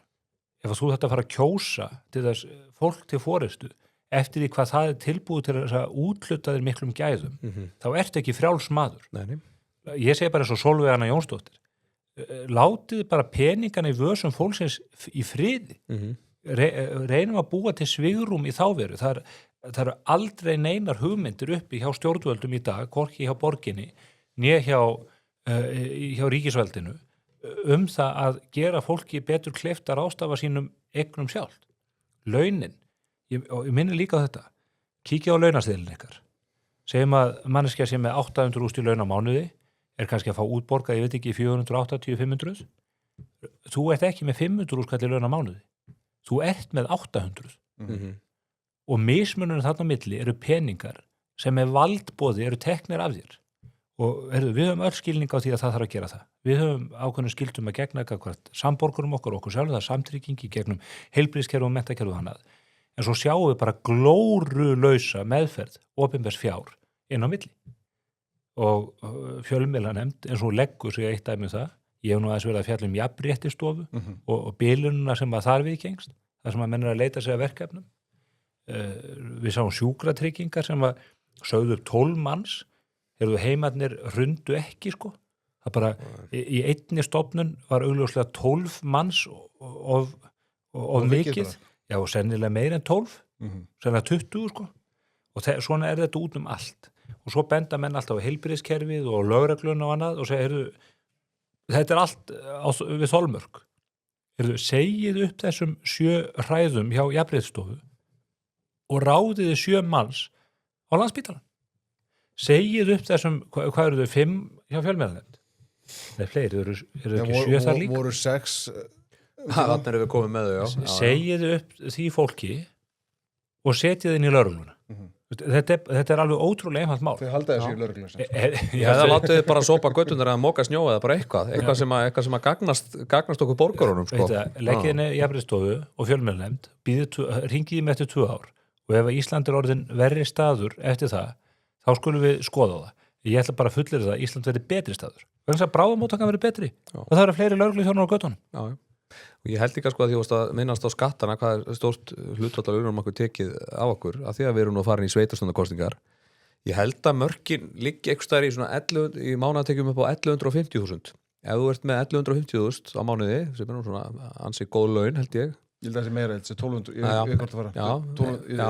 1,2 milljónir held ég að allir sem verið með 1,2 að minna á mánuði, þeir borga meira til sveitafélagsins heldur en í ríkissjóð, borga meira í útsvar og mér finnst það eftir í rauninni að skoða að sundurliða þetta sko, af því að það bróðupartur landsmanna að borga meira af mánaðartekjunum til sveitafélags heldur en ríkissjóðs. Ég ætla aftur að koma með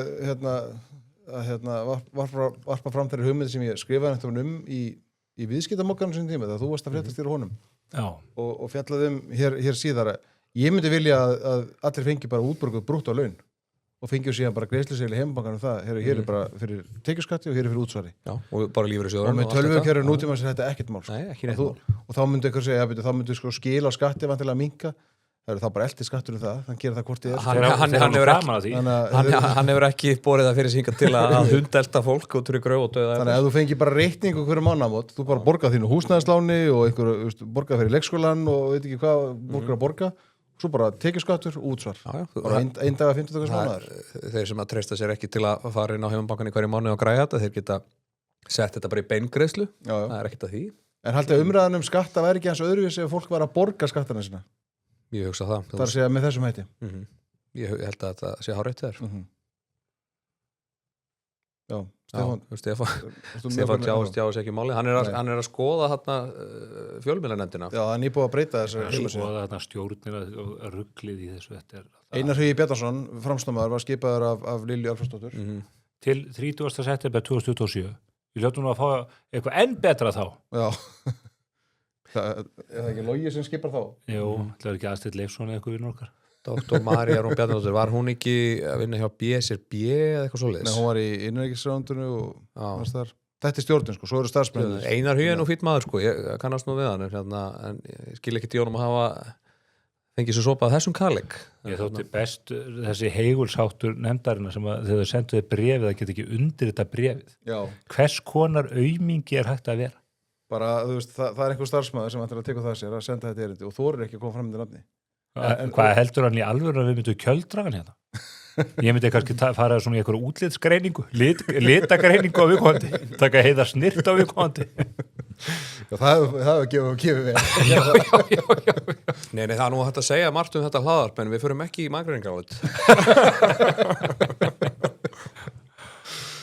Við erum bara svo afurðastöðarnar, við sláturum öllu sem að hinga kemur inn. Já. Og krumaði þeir eru búnir.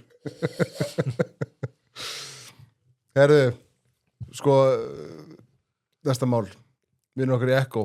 Ég hef nýja liðið þættinum, viðmældi stíg á svið og þá þarf maður að vera í góðum skóm. Já. Það er reyndar gólddagar sem byrja hjá Echo, 20. mars. Það er svo leiðis. Gólddagar? Já.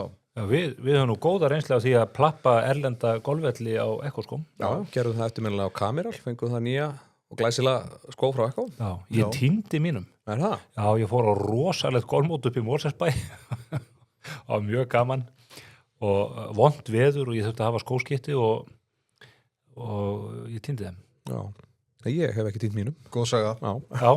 Þú getur keypt í nýja, 20. mars. Já, ég býð á hann, ég reyna að öngla saman fyrir þeim. Ég baði ykkur ég setti ykkur fyrir að spá heimavinnu, baði ykkur að koma með efninu þáttinn sem að var ekki búið undirbúa eða einhvern veginn svona áttu að eitthvað allt annað sem við erum búin að fjalla Dóttir, vilt þú byrja? Já, mér fannst athyglisverð fréttin í Viðskiptablaðinu þetta ógeðslega skuldabréf sem að Landsbanki var að gefa út. Þetta er skuldabréf. Það er lýsingur og svo vilja nota. Já, þetta er ógeðslega skuldabréf, það er að segja fyrir Landsbankan og Viðskiptabankan bankan sem að þetta endanum borga fyrir þetta með verri kjörum en ella. En þarna á að gefa út skuldabréf í dollarum á yfir 10% vöxtum. Já. Sem er náttúrulega eitthvað svona kjör sem farið frá kannski hjá mafíunni í New York 10% vextir í dollar þetta er svona tvisa sem hærri vextir en til dæmis þessi stóru fyrirtæki í Íslandi er að fá þegar þau fjármagna sig í dollar en þetta er gert til þess meðal annars að geta ráðist í þessa auka arðgreiðslu ætla að láta 35 milljarða tæpa í ríkissjóð og þetta er auðvitað það sem að maður svona kannski óttaðist með þessa ríkissjóð sko, bæði hérna Landsbankin hann á að skafa út 35 milljarða svo að verið að skafa út meir úr Landsvirkjun heldur en Landsvirkjun sem er að íhuga það núna að greiða út sko aukaarð þeir eru ekkert að íhuga það, þeir eru bara búin að fá símtal og þetta er bara það sem heitir á ensku shakedown þeir eru bara búin að fá símtal og stjórnarráðinu sem herru, bara við sjáum að það er til ykkur auðrata komið með hann. Já, býtu nú við. Það stjórnin í Landsvirkjun sem að skipu nýjum betri reglum viðreisnar faglega stjórn, að við séum ekki í pólitísku flokkadráttum og hrossakaupum, heldur að það séu teknar faglegar ákvarðanir stjórnaborðið. Það eru stjórnirnar inn í Landsvirkjun, Landsneti, Landsbankanum og út allt og þetta eru bara pólitíski potentatar þessar ríkisstjórnar sem eru núna að byrja að mergsjúga ríkisfyrirtækin eins og gert hefur verið við Orkuveitu og dregur úr rekstrarhæfi og framtíðarhæfi þessara fyrirtækja til þess að standa í lappin. Þannig að hlustundur áttu sig á þessu að Landsbankinn er að borga 10% vexti á skuldabrifi sem voru gefið út í erlendri mynt. Já. Og þetta einhvern veginn þetta AT1 Landsbankinn tók myntkörfulán til að standa undir arðgreiðslu. Þetta bréf einhvern veginn strúktur á þannig að þeir geta borgað út arð einhvern veginn framhjáði. Þetta svona einhver fjármálaverkræði sem gera það verkum en þeir geta farið í þessa auka arðgreiðslu en eins og Stefán segir, þetta sama módel og hefur verið keyrt í höfuðborginni að mergsjúga öll fyrirtækin sem eru með einhvern öðru afgangs í lokárs og þetta bara það nákvæmlega sama og við verðum bara að taka það fram að ég sitt nú hann í stjórnunni í Orkuveitunni og hef nú alla tíð lagst gegn þessum arðgreiðslum en hef ekki haft erindi sem erfiði þar en ef að við skulum bara gera ráð fyrir því að það komi nýr spánir meirihluti í borginni núna, ég held að þar verða að býti það súra epli að það þarf að leyfa Orkuveitunni að halda eftir þessum peningu sem verða til þar svo að þetta ráðast í nauðsynlegar fjárfestingar. Já, eða dælaðum bara í Carpfix í það skem sem það en ég ætla ekki að henda þér þá kartöflu þig. Já, nei, ekki en þeir þurfa að fara í fjárfestingar og uppbyggingu. Já, það er bara svoleiðis. Ég hef síðustu árin verið duglegur að bóka af þetta þannig að áhuga sem ég geta kynnt sér það. Takk Dóti. Já, bara mínir ánægðin. Sko, já, fjölbreytni í fjármagnsskipan bankans. Já, einmitt. Þetta til þess að geta borga hennar arð aukalega, gefa út þetta viðbjóðslega 10% öllum ánum að viðbjóðslega skuldabrjáð 10% vöxtum. Því arður er yfirleitt hugsað sko, já, heyrðu, það gekk svo vel að það bara fullur kassi hér að peningum og við erum koma því til eigandana. Já. Það ekki hugsað þannig að þú þurfa að taka lán fyrir því. Þetta næstu því allur hagnaðar bankans á árinu og að þú skoðar þessi félög sem eru skráð að marka þetta svona kannski, það er eitthvað svona arðgreiðslustefna, svona 30-50% sko, en þarna á bara að taka hvern einasta með gati og mókonum í hítina. Sko, ég myndi vilja fara niður í frumherja og segja bara endurskona með á þetta. Aksturspann? Og jafnvel bara aksturspann. Og finnst alveg tilefni til þess. En hvað allt fólki sem alltaf að mótmæla arðgreiðslum? Muni ekki, ég fór að rífa upp þegar ég sá þessar fréttir í vikunni að 2016 þá greiða öll tryggingafélögin arð Sjóvá, Vís og TM og ég held að það hafi verið 9 milljarðar samtals þetta er 10 ár síðan og öðruvísi verðlag og allt það og það var allt koll að keyra samfélaginu það var bara haldið neyðar stjórnarfundir og stjórnarmeðlimir lögðust gegn arðgreiðslum og þetta var 9 milljarðar samtals frá 3 félögum og það var allt brjálað. Nú er Landsbankinn að borga 35 milljarða sem að ná ekki svona fyrir. Sko, það má ekki miskilja þetta þannig að ég sé eitthvað á móti arðgreiðslum. Af hverju ertu svona á móti arðgreiðslum? Við erum það alls ekki. Þú ert á móti með Orkuveitunni og þú ert á móti með Landsbankanum?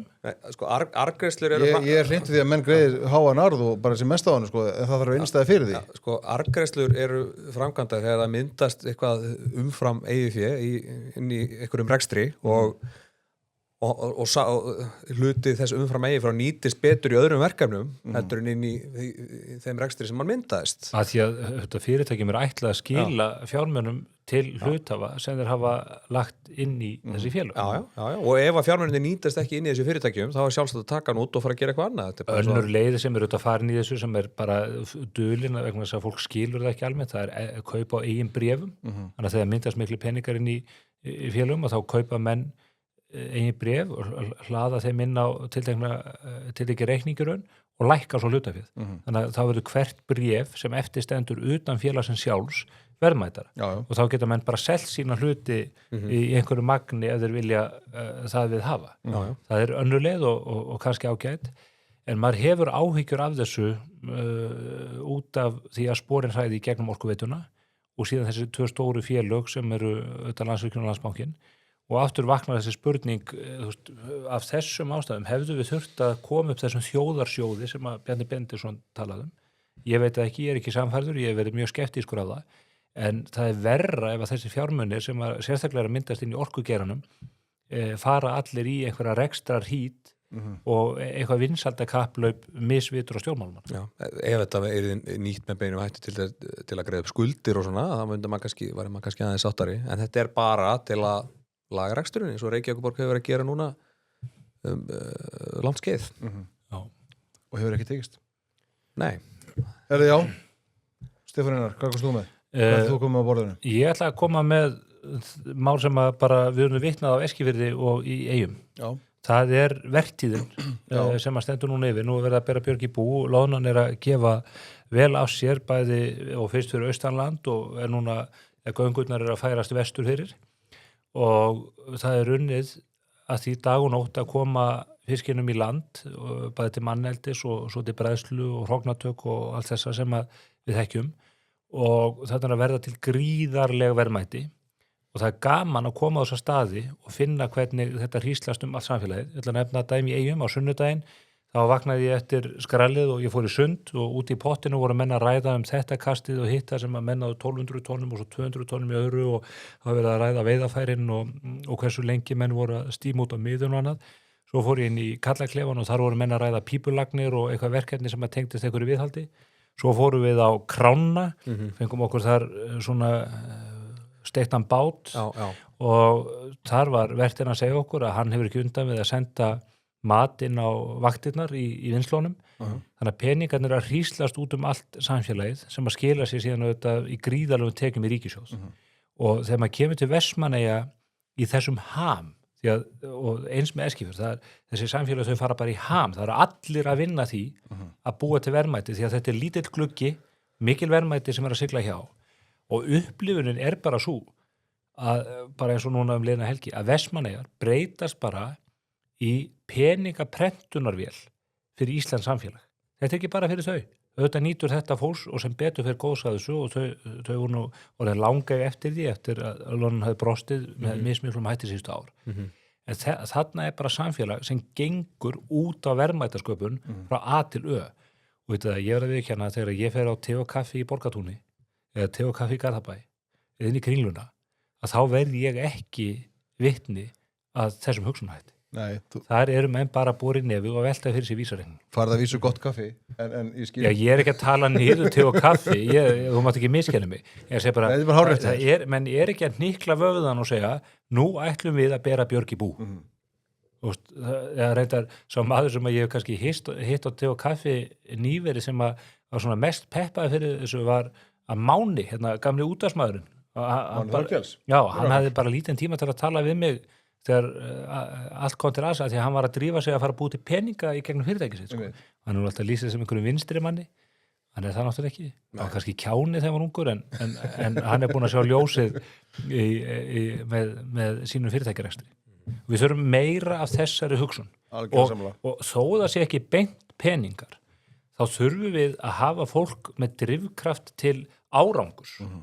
Eins og inn í skólakerfinu og heilbrigðiskerfinu, eins og Björn Sóek var að tala þarna var þetta greiðslukerfið í Svíþjóð, þar sem að menn fengu borgað fyrir 95% og upp í 100% en aldrei meira og af einhverjum orsökum þá enduðu allir spítalarnir á 95% afköstum. Búin til hvata, þannig að fólk hafi ástæðu til þess að ná 105% eða 107% og keyra þannig áfram. Það er hægt að búa þessa hvata til inn í fyrirtækjanum að sjálfsögðu, en það er líka hægt að gera það inn í heilbrigðiskerfinu og inn í menntakerfinu. Það eina sem stendur í vegi fyrir því eru kommunistarnir, vinstri mennirnir sem lufsast áfram og nenn ekki að gera það sem þeir eiga að gera. Það þarf að láta vilja samt búa sömu lífsgæði og bara markað sinnað, hægri sinnað fólk verður að draga þennan vagn áfram eins og við höfum gert í yfir 100 ár og þess vegna er Íslandi fremstu röð. Og það eru blikur á lofti í Evrópu og Íslandi vegna þess að vinstri menn eru sífellt meira að gera kröfum að draga vagnin og með fullri virðingu að því vorum að ræða öryrkjamálin og það þarf að tala virðingu örorkukerfi og þá sem að þurfa á örorku stuðningi að halda. En þegar að yfirlýstir öryrkjar eru farin að segja við ætlum að varða leiðina til hagsældar, við ætlum að stýra ríkinu, þá erum við bara komin út í einhvern skurð sem ég held að sé bara ekki hægt að spóla sig upp úr. Svo held þessi annar mikill á þessu sem að verður ekki alltaf endilega metið til fjár og það að þú lýsir hvernig þessi samfélög sko, þau umturdast og fara í einhvern ham og menn svona detta svolítið í gýrin. Ég held að þetta, fyrir utan það eins og þú búin að rekja hvað þetta gerir mikið fyrir verðmætasköpun og fyrir samfélagi allt saman, þá held ég að þetta gerir rosalega mikið bara fyrir lífsgleðina líka. Bara að geta unnið, vera að vinna, vera duglegur. Þetta gefur fólki mikið. Já, ég meina bara setur fordæmi fyrir yngri, þú veist, hvað sem unglingar eða börn og svo framvegis, þetta skiptir alveg gífurlega miklu máli. Sofna líkamlega þreyttur af erfiðisvinnu bara tilfinning sem að allt og fáir kannast við í dag. Dotti kannast við þetta út á golfinu en alla jafna það tekur 36 sólur, alveg búin að því sopna bara í sofanum við sjónvarpinu. En við sáum líka bara eins og það er eitt þessi samfélag í Vestmannaeyjum, Eskifirði, Neskaupstað hvernig þetta skiptir gríðarlegu máli bara fyrir allt árið. Þetta eru bara það er mikil uppgrip fyrir venjulegt fólk, en svo sáum við ansi góða frétt hjá honum Kristjáni Má, okkar manni á Stöð 2 í gær. Já, það sem að það er hópur sauðfjárbænda úr Húnavatnssýslunum og Húnavatnssýslunni og Dölunum sem að koma þarna á Skagan og eru þar í 15-20 daga að vinna og Kristján Már spyr hann hvað og af hverju er að gera þetta? Já, bara til að geta keypt ábyrgð á túnin og þú veist, þetta er bara ég er bara verið að gera þetta líka, en þetta hríslast víðar út heldur en okkur grunnar og þess vegna er það grátlega að eins og þessi ríkisstjórn hefur verið að setja upp þessi veiðigjöld sem að gera þessum fyrirtækjum sem er að standa fyrir þessum veiðum miklu erfiðara að halda úti þessari landvinnslu þó að kannski það markerist eitthvað það sé einhver önnur verðviðmið á lönduðum afla, en það þýðir náttúrulega bara það að það verður erfiðar að halda úti landvinnslunni og þegar það gerist, þá eru þessi áhrif sem að við fengum beint í æð síðustu helgi, þá verða þau miklu minni. Það er bara svoleiðis. Þá bara ég held ég hefði ekki heyrt einn einasta uppsjávarsjómann á Íslandi kvarta yfir kjörunum borð og Sigurður Þórðarsson sé alltaf að segja að loðnuver í Noregi sé hærra en hins vegar eru íslenski loðnusjómenn miklu hærri laun sko. Þeir kvarta ekki, en þeir eru heldur ekki að kvarta og kveina í mikilli vinnu og að þurfa að fara út í brjáluðum veðrum og sækja sjóinn og standi þessu dag og nótt, þannig að ég tek bara ofan fyrir þessu fólki og algjör óþarfið þér Dóti að vera allir þessa menn Já, ef þetta kom Óttar Steingrímsson og aðra góða vinur okkar ef þetta kom þetta áttur ekki að koma þannig út sko. Þetta áttur ekki að koma þannig út sko. Hvað er þú að við marga dag á sjó? Tvo í Herjólfi Í og úr Þorláksson Það er ekki skoðið dagar, Stefán Einars. Nei. Getur þú farið á sjó? Ég var ekki að sjó ykkur í þessum ferðum, já, okkur ekki. Nei, getur þú farið bara á unnið á sjó? Og orðið sjómaður? Þú er ekki hjólastóli, já. Ok. Ég hef alveg unnið erfiðisvinnu. Já. Hvaða Ég trúi þér alveg. Þetta eru bara persóna árásir að versta tóðir. Alveg hrikalega gott þetta skerpikjötuna. Nú týrkast þau hinn breiðuspjótin. Já, takk fyrir þetta strákar, gaman að fá þessi innleik frá. Ég er hjartalega sammála eiginlega flestur sem kom hér fram. Förum hrætti við sögu í næsta mál. Maður sér sko viðbröð ríkisstjórnar við verðbólgu, vöxtum og atvinnuleysi. Hvernig þau eru, sem eru náttúrulega eiginlega engin, nema það vakti athygli að það var viðtal við Kristrúnu Frostdóttur í Morgunblaðinu í vikunni, þar sem hún boðaði það að þeir mögulega að fara í efnahagsaðgerðir eftir páska. Kíkjum við þetta á mynd. Já, þetta er svona eins og við sjáum mynd. Þetta er eins og Ursula von der Leyen þegar það var skollið á átökum með Austurlöndum og hún ætlaði að kíkja á þetta helgi. Ég byrju það skall á ófriður og allt í bál og brand. Og hún sagði, já það verður neðfundur á mánudaginn. Vegna sem við erum í styttingu vinnuvíkunar. Og Ólafur Ragnar, hann var nú stættur út í Róm á Arctic Circle og honum gjörsamlega ofböð og hann sagði, þetta er varnarbandalagið og öryggisbandalagið sem að menn ætla að fara inn í. Hann jarðaði hana. En sko í fréttir þarna hægra megin fyrir þá sem er að hlusta yfir útskrifa myndina, þá er sem mynd af fyrirsögn það sem haft eftir Kristrúnu þann 7. október síðastliðin, þegar verðbólgan var að byrja að hækka aftur og það sem hún segir það þarf að gera meira og hraðar og þannig að það hvað þurfa að gera. Sko full tilvitnun er til þess meðal annars að bregðast þessum aðstæðum, það þarf að gera meira og hraðar og við sögðum að ef það þyrfti að gera meira hraðar, þá myndum við gera það. Já. Þá myndum við gera það. En í dag, þessari viku, 4. mars, að þá segir hún, við kíkjum á þetta eftir páska. Já, og hún segir í þessari frétt segir þörf á samstödd átaki til að ná verðbólgu niður en ríki geti ekki haft neitt frumkvæði í því Ríki getur ekki haft neitt frumkvæði í því Ríki reyndar hafði frumkvæði alveg gríðalegri verðbólgu núna í janúar bjóð til verðbólguna og svo já. segir, já, það var nú reyndar sko, jú, ok, við ollum þessu í janúar en við erum ekki valdur að því núna Seðlabankin var bara búin að segja strax það verða annar umferðar áhrif ef að þið farið í þetta þá hríslast þetta út í kerfi þannig að þið eru orsakavaldurinn að verðbólgun í febrúar líka sem mælist 5,2% en átti sem öllum greiningu og hann í 4,9% og núna svo hafa menn ok, það getur nú ekki verið að við verðum hérna með slæma fréttir bara mánuð eftir mánuð þetta stríð fyrir hérna í Mið-Austurlöndum þar sem að Hormússund sem á íslensku held ég kallað Ómansund Já, ég komst að því bara í gær og Ómanflói að Hormússundið er lokað Íraniti segir þetta Já, við hleypum bara, við hleypum ekki skipunum frá Bandaríkjunum, Ísrael og Evrópu og bandamönnum þeirra í gegn. Hinir geta haldið áfram. Og þá eru þeir auðvitað að reyna að fá Kínverjana til að sigla í gegn. En Lloyds tryggingafélagi, það tryggir ekki þarna þetta svæði, eða siglingar á þetta svæði. Og þó þeir segja, já, við munum bara skjóta á þá. Þá treysta Kínverjarnir ekki vegna þess að Íranarnir hafa orðið uppvísað því að skjóta með þessi á eigin skip sko. Í brjálæði Þeir söktu eigin tankskipið daginn Það er bara í gegn Þannig að við munum ekki skjóta ykkur Já, það er kannski ekkert skrítið að spórin ræði Kínverjana Já, sem að verið með handklæði fyrir augunum akkurat þegar þeir hérna miðuðu Þeir fóru á vitlaust skip Það gerist undir sko Já, maður nú lent í þessu Það rennur svona niður Já, í spæðinu í vörkla sko þegar maður er með handklæði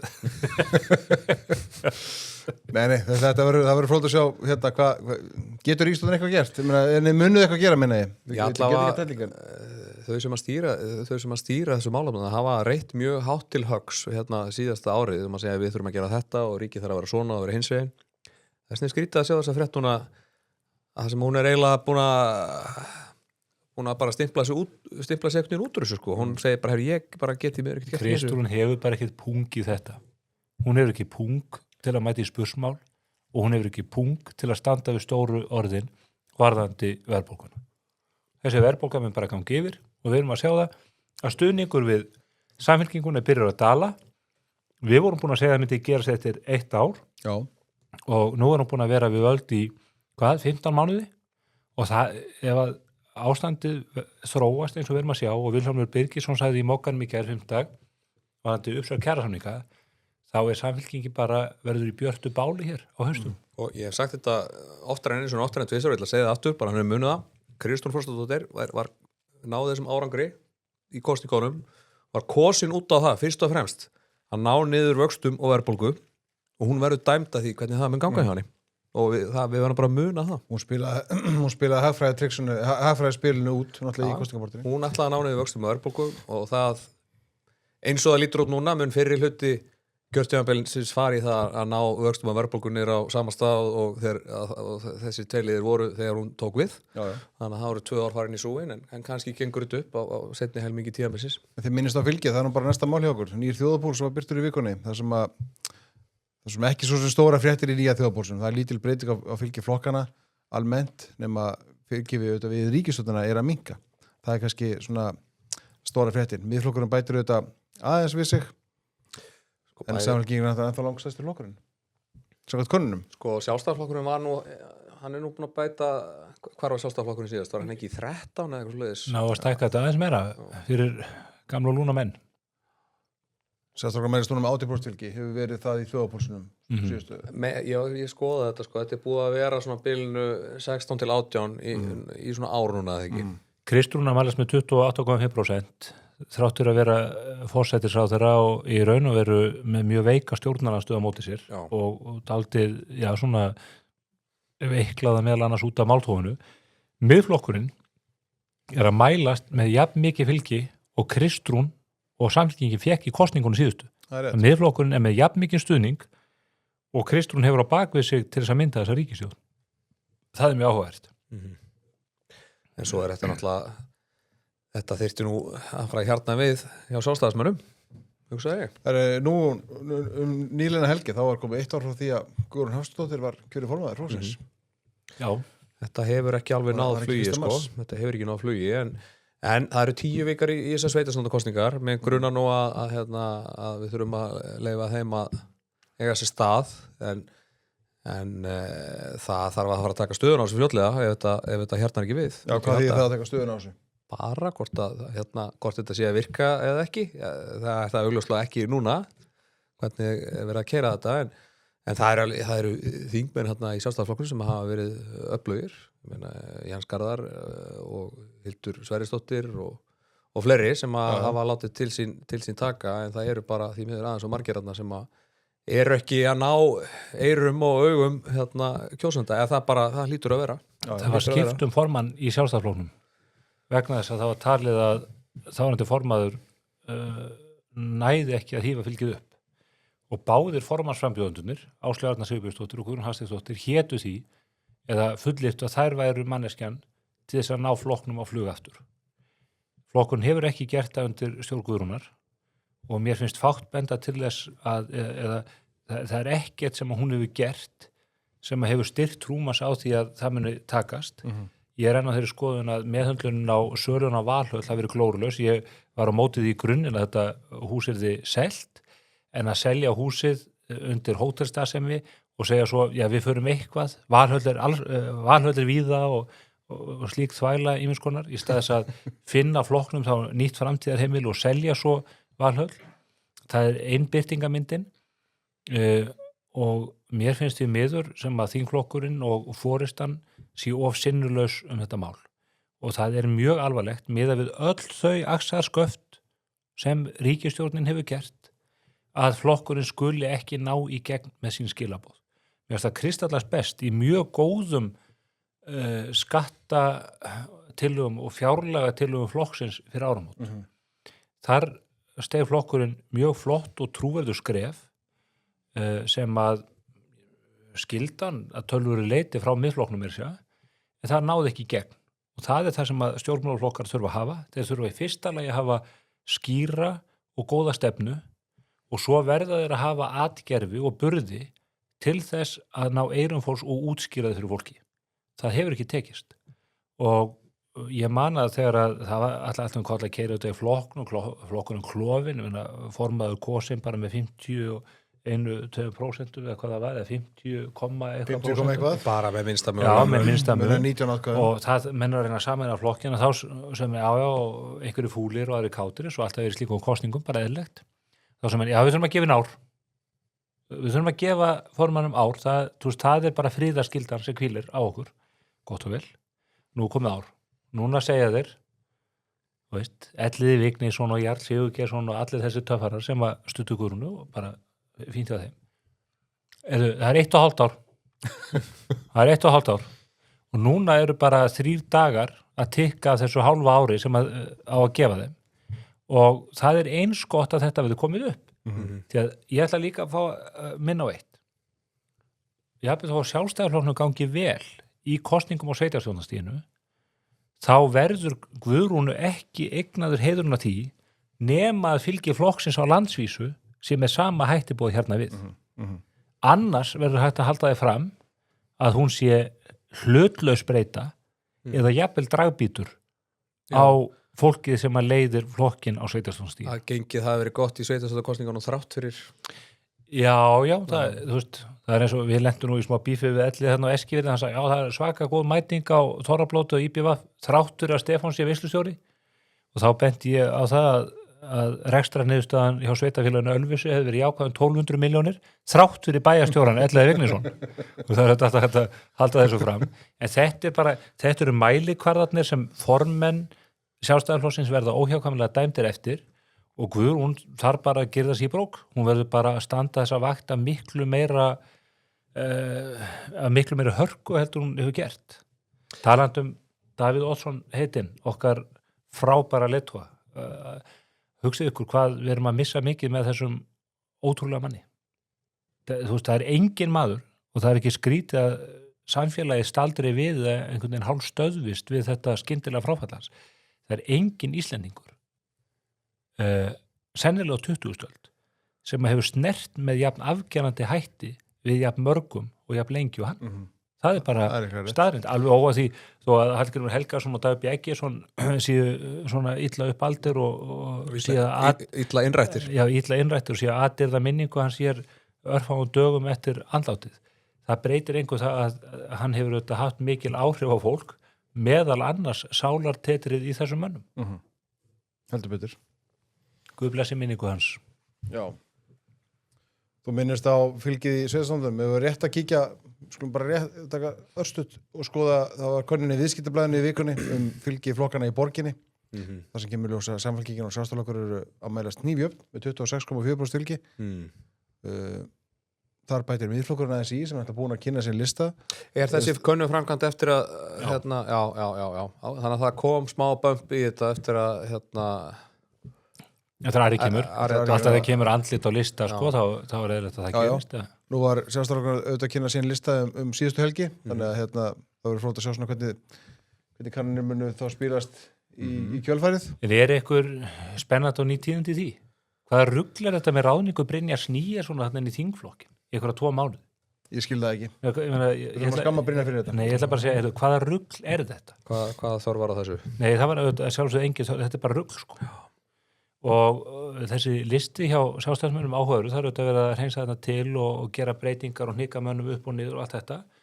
Ég var þetta hugsið með annarsæti Bjarni Guðjónsson, hinn pattaralegi fótboltamaður úr Vesturbænum, sem að auðvitað margir þekkja. Er hann stórkanóna inn á sviðið? Ég er ekki viss, en svo hugsaði ég þetta aðeins þegar við vorum að sigla til Þorlákshafnar og vorum að ræða þetta. Já. Ég held að þetta sé mjög klókt val hjá Hildi út af Pétri Martinsinni. Ég held að Bjarni njútralisir eða svona kalli frá hlutleysi ákveðins hóps svona í þessu vesturbæjar fótbolta elítu gengi sem að Pétur Martinsson og Kaffi Vest og þetta lið tala fyrir. Þannig mörguleiti held ég að það sé klókt en svo bara maður skítrættur eins og út frá þessar ákvörðun með að ráða Brynjar þarna inn. Þetta fólk má ekki mistíga sig á þessu vikum sem framundan er. Nei. Akkur á þingið að vera að borga laun Brynjars í kosningabaráttu. Á maður að trúa því að hann hafi gert kröfu einhvern launatjekka fram að kosningum af því að hann gaf frá sér þetta dómaratjobb. Þú verður bara að fá Brynjar hér. Er það? Ég trúi því. Ég trúi ekki. En kannski er hann þetta bara til að aðstoða þingflokkin, það getur líka verið. Byrju, ef hann er að því, ætlar hann ekki að tengja sér í kosningabaráttuna, hann þarf að nota allan sólarhringinn. Það er mjög valið punktur en ég vildi nú bara geta allra sanngirni þarna sko. Verð þú ekki með þennan skæting þetta er að verða algjörlega óþolandi. Til ykkur loftar sem það er á þig hérna. Mér líður bara svo Khamenei. En sko, já, ég nenni ekki að fara mikið út í sko, fjölda borgarfulltrú og allt þetta en við sjáum samt að það verður alveg pínu snúið að mynda meirihluta í borginni með þessa könnun allavega. Já, Einar Þorsteins er inni en ég meina Framsókn, Viðreisn, Sjálfstæðis og Miðflokkur getur myndað 4 flokka meirihluta. Það eru 13 manns. Sjálfstæðisflokkur var með 8 menn 2018, fóru niður í 6 núna síðast. Ég held að sko ef ekki að horfa á 8. sæti sem baráttusætið, Bjarni Friðsson, algjör meistari og toppmaður. Það fer eftir því hvernig Miðflokknum gengur. Ég held að menn éti svolítið hver af öðrum þar. En ég held að Framsóknarflokkurinn sé líklegri til að enda með engan mann heldur 2. Ég held að Einar við 1 sko. Já. Sko Viðreisn, Sjálfstæðis og Miðflokkur getur myndað meirihluta með 12. Það þarf ekki Framsókn með þessa könnun. Já. Ætlum við ekki mynda meirihluta með Einari? Það ekki? Gera þetta með Einari? Já, eða Varstu að vera hlaðið þennan alveg? Nei, mér var bara þetta í hug. Hver endaði þarna í öðru sætinu hjá Viðreisn náttúr? Það er búið að stilla upp. Ég held ekki. Nei. Var það ekki formað Viðreisnar í Reykjavík? Var hann ekki öðru sæti? Svo þú veist eitthvað að breyta til. Ég man ekki hvernig það var. Já, getur verið. Hvernig það var sko. Við spörgum ekki líka Nei. Erðu ég var að hugsa að þú varst náttúrulega í Vestmannum eða þið brenda báðir. Heldur betur. Stefán plus 1 og 2 fyrir Konráð, já.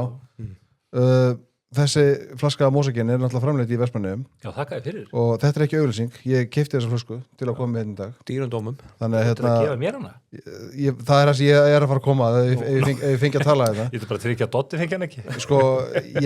Ég ætla að ef þú ert með einhverja fréttir af pólitíkinni í Vestmannum, þá kannski ég skal koma með fréttir úr pólitíkinni. Já, ok, ég býð spenntur. Það þetta sko ég held að hlustendur þjóðmála áttir sig ekki almennt á því hversu pirrað sjálfstæðismenn úti það við skulum tala allt sem að við hugsum. Þeir vilja bara innst inni sjálfstæðismennir að við séum eins og kratin hjá Þórði Snæ og tölum bara einhverja vittleysu sem við höldum að tala flokkinu upp. Það verður við bara jafn leiðilegir. Þetta er náð því nú ekki. En þetta snýst auðvitað samviskumál og við viljum þetta segja hlutin eins og þeir eru. Sjálfstæðisflokkurinn hefur verið þverklofinn í Vestmannaeyjum í 8 ár. Eftir að deilur risum það hvernig valið var á lista flokksins í aðdraganda sveitarstjórnarkosningarna 2018. Og þá klofnar flokkurinn og Páll Magnússon og Íris Róbertsdóttir búa þarna til bæjarmálafélagið og Elliði fer að fullum þunga á móti, leggur allt undir þetta, búin að vera mjög farsæll og vinsæll bæjarstjóri þarna í svo áratugum skiptir. Fekk náttúrulega 74% fylgi í 2014. Gríðarlegt fylgi. Og þetta klífur bara flokkin og bæjarfélagið herðar niður. Íris og Palli vinna og þau eru búin að halda meiri hluta þarna einu sinni síðan þá. Eyþór Harðarson fór á móti Írisi í síðustu kosningum og það var nú heldur nömt, það var nömt er það ekki á milli þeirra, hörbarátta. Íris búin að standa sig að mörguleiti vel, held ég held að hún sé mjög farsæll bæjarstjóri og hún er vinsæl í Eyjum. Já, hún brennur fyrir Eyjarnar sko. Já, eins og þetta fólk alls saman. Stóð sér mjög vel til með sér vegigjaldumræðinu fyrra. Persónulegur ágreiningur og ég lefum að segja persónuleg fyrirlitning á milli fólks og tegir sig víða. Það eru djúp sár og djúp spor á milli þessa fólks eftir þennan hildarleikallan. Nú er búið að ákveða legginu bæjarmálafélagið, Íris gengur í Sjálfstæðisflokkinn, nokkrir fulltrúar úr fyrir Heimaey að taka þátt í prófkjöri Sjálfstæðisflokksins og svo gerist það að Eyþór Harðarson sem hefur verið nú held ég tiltölulega óumdeildur leiðtogi Sjálfstæðismanna, hann er nú yfir vinnslunni hjá Ísfélaginu, mikill meistari, hann gefur áframkost á sér. Diggur hlustandi í þjóðmála, veit ég. Já, eins og held ég Eyjamenn hlustir. Og þá kemur á mótónum öflugur maður, Trausti Hjaltason, sem að gefur kost á sér á mótónum. Og eins og mér skilst að þetta sé að þá er bara harkan gríðarlega þetta milli, Trausti og margt fólki í kringum hann er ennþá mjög reitt út í Írisi og vill hafa skýra línu í þessum málum öllum. Á meðan að Eyþór hefur kannski freka verið á þeirri línu að bera klæða á vopnin og reyna að finna leið til að sameina flokkina nýju. Og svo saga gengur allavega, svona narratífan er þessi að ef Eyþór vinnur þá verður Íris bara ráðin aftur bæjarstjóri, bara ráðin bæjarstjóri og það sé þá hluti af sáttinni. En við sjáum bara einhvern veginn hörkun í þessu að Elliði Vignisson sem er mjög farsæll bæjarstjóri Ölfusi, hann er búin að stíga fram og segja ég lofa að flytja ekki aftur í bæinn en það þurfa fleira að víkja. Þannig að krafan virðist vera einhvern veginn svo að aðaleikararnir í þessum átökum sem eru þá væntanlega Íris og Páll og Elliði víkja einhvern veginn á vettvangi og gefa flokknum tækifæri á að ná sátt þannig. Þannig að það mun ráðast mjög af niðurstöðu prófkjörsins hvort að harkan verði áfram við líði eða hvort að menn muni einhvern veginn reyna að sjóða þetta saman að nýju. Og ég er nú að tala við margt fólk sem að tengist þessum málum og mér finnst þungin í umræðunni mikil og ég held að það sé talsveit mikil vinna fyrir höndum til að tryggja það að það sjóði ekki allt upp úr sko. Og ég verð að viðkenna í því sambandi að ég held á sínu tíma þarna fyrir 8 árum og reyndar á fleiri stöðum í landinu meðan í borgarstjórninni þá hefði Bjarni Benediktsson, formaður flokksins, þurft að beita sér að meira afli en hann gerði. Formaður flokksins þarf að grípa inn í aðstæður þar sem að stöðu flokksins á hverju svæði er ógnað. Og sérstaklega í sterkum sveitafélögum sko. Og í Vestmannaeyjum með það málið. Þarna hefði einhvern veginn þurft að finna lendingu þannig að menn myndu sitja á strák sínum og ég ætla að segja líka að staðan á Akureyri, þar sem Þórhallur Jónsson er búin að kljúfa Sjálfstæðisflokkinn eftir prófkjör, þar sem Berglind Ósk Guðmundsdóttir sigraði eftir að hafa náð svona friðarsamkomulagi við Heimi sem hafði verið oddvitin. Þar hefði Guðrún Hafsteinsdóttir auðvitað þurft að fljúga í snatir norður og tryggja það að Þórhallur og hans stuðningsmenn sem er nú held ég Njáll Trausti, þetta þeir séu mjög nánir. Þórhallur væri ekki að gera þetta nema Njáll Trausti væri að styðja það. Sem er sko alþingismadur. Það galið að Njáll Trausti er að styðja sko kloptisframboð. Já, sko Njáll Trausti er auðvitað bara í miklum átöku við Berglindu Ósk og Jens Garðar, það vita það allir. Þannig að þarna þarf formaður og varaformaður að stíga inn í og aftur ætla ég að minna á hinn fallna leiðtoga Davíð Oddsson. Hann hefði nú ekki átt í erfiðleikum með að taka þetta lið og setja það á bás og segja eins og hann sagði við fjármálaráðherra sinnum árið þegar hann ætlaði að hækka að setja skattir á blaðbúratringina. Svo er þetta besti fjármálaráðherra sögunar. Já, en gerði mistök eins og aðrir og þá sagði Davíð Oddsson bara í útsendingu í sjónvarpi, nei, svona gera menn ekki. Og þessi skattur var ekki settur á. Já. En hvernig fer þetta prókjur milli Eyþórs og sko, áður en ég kveð upp þann dóm er ég búin að vinna mér í flöskuna? Já, eða ekki? Já, takk. Jú, ég myndi segja það. Bóti, sorry. Það var bara einn til. Ég hef gott að þessu.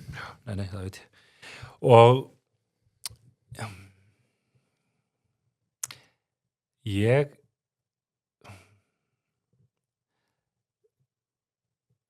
ég held að Trausti gæti unnið þetta út af allir þessar undirliggjandi kerkju sem maður skynjar í bænum. En ég held að ef Eyþór vinnur, þá séu meiri líkur á að menn geti komið sáttin á. En það verður ekki gert átakalöst og það verður ekki gert án þess að menn þurfi að draga andan djúpt og kyngja ýmsu að því sem þarna hefur gengið á síðustu árum. Sama hvor vinnur þetta, það þarf sá sem tapar að vera tilbúin að sætta sig við þá niðurstöðu og fylgja þá þeirri línu sem að sigurvegarinn vil taka. Það er bara þannig. Sigurvegarinn mun segja við taparann, það sama Ólafur Ragnar Grímsson sagði við Jóhann Hauksson á Bessastöðum. Jóhann minn, ég held að við séum báðir menn, nógu stóri menn til að viðurkenna að þú hefði rangt fyrir þér þessum mál. Óglemalega. Síðan hefur ekki heist frá Jóhanni Hauksinni. Hvar er Jóhann Hauksson? Hann er bara horfinn. Stúm. Herru, talandi tapara, fyrir aftur í Reykjavíkurborg. Sáum að Heiða Björg Hilmarsdóttir borgarstjóri, vantilega fráfærandi borgarstjóri. Það held ég að sé alveg. Hún sendir hún sér yfirlýsingu í vikunni þar sem hún var að taka þátt í einhverju alþjóðlegu samstarfi sem fór það í sér að var skuldbinda borginu það til að hefta útbreiðslu jarðefnaeldsneytis. Hefta útbreiðslu? Er þetta eins og einhver áleitur lúpínu eða eitthvað? Er það ekki dulinn stuðningur við stríði í Íran? Því að það er verið að hefta útbreiðslu jarðefnaeldsneytis Hormúsund. Svo segir hún sjálf í yfirlýsingu það að hún vilji afnema jarðefnaeldsneyti. Hún ætlar að afnema þetta eldsneyti. Ég veit ekki hvernig hún ætlar að augra einhverjum eðlisfræðilegu lögmálum með að afnema þessar sameindir sem finna fyrirferðastu jörðinni úr tilveru okkar. En þetta er áherslu mál borgarstjóra í dag. Þetta kannski sýnir manni að hún kannski hefur ekki sérstaklega góða innsýn í þessi mál og ég held að allir sem að skilja sorgumál vita það að jarðefnaeldsneyti mun fylgja okkur næstu aldirnar. Við erum ekkert að fara að losna frá því, sko. Er þessi yfirlýsing ekki fyrst og hennast bara staðfesting á alveg ótrúlega lélegri máltilfinningu? Ég hugsa það. Ég held að við vitum hvað hann var að segja. En þetta er bara eins og að 6 ára krakki eða nýbúi til 3 ára hafi samið þetta. Það afnema ákveðna afnám jarðefnaeldsneytis og leggja sitt af mörkum til að móta sanngjarna og hnattræna umbreytingu frá jarðefnaeldsneyti.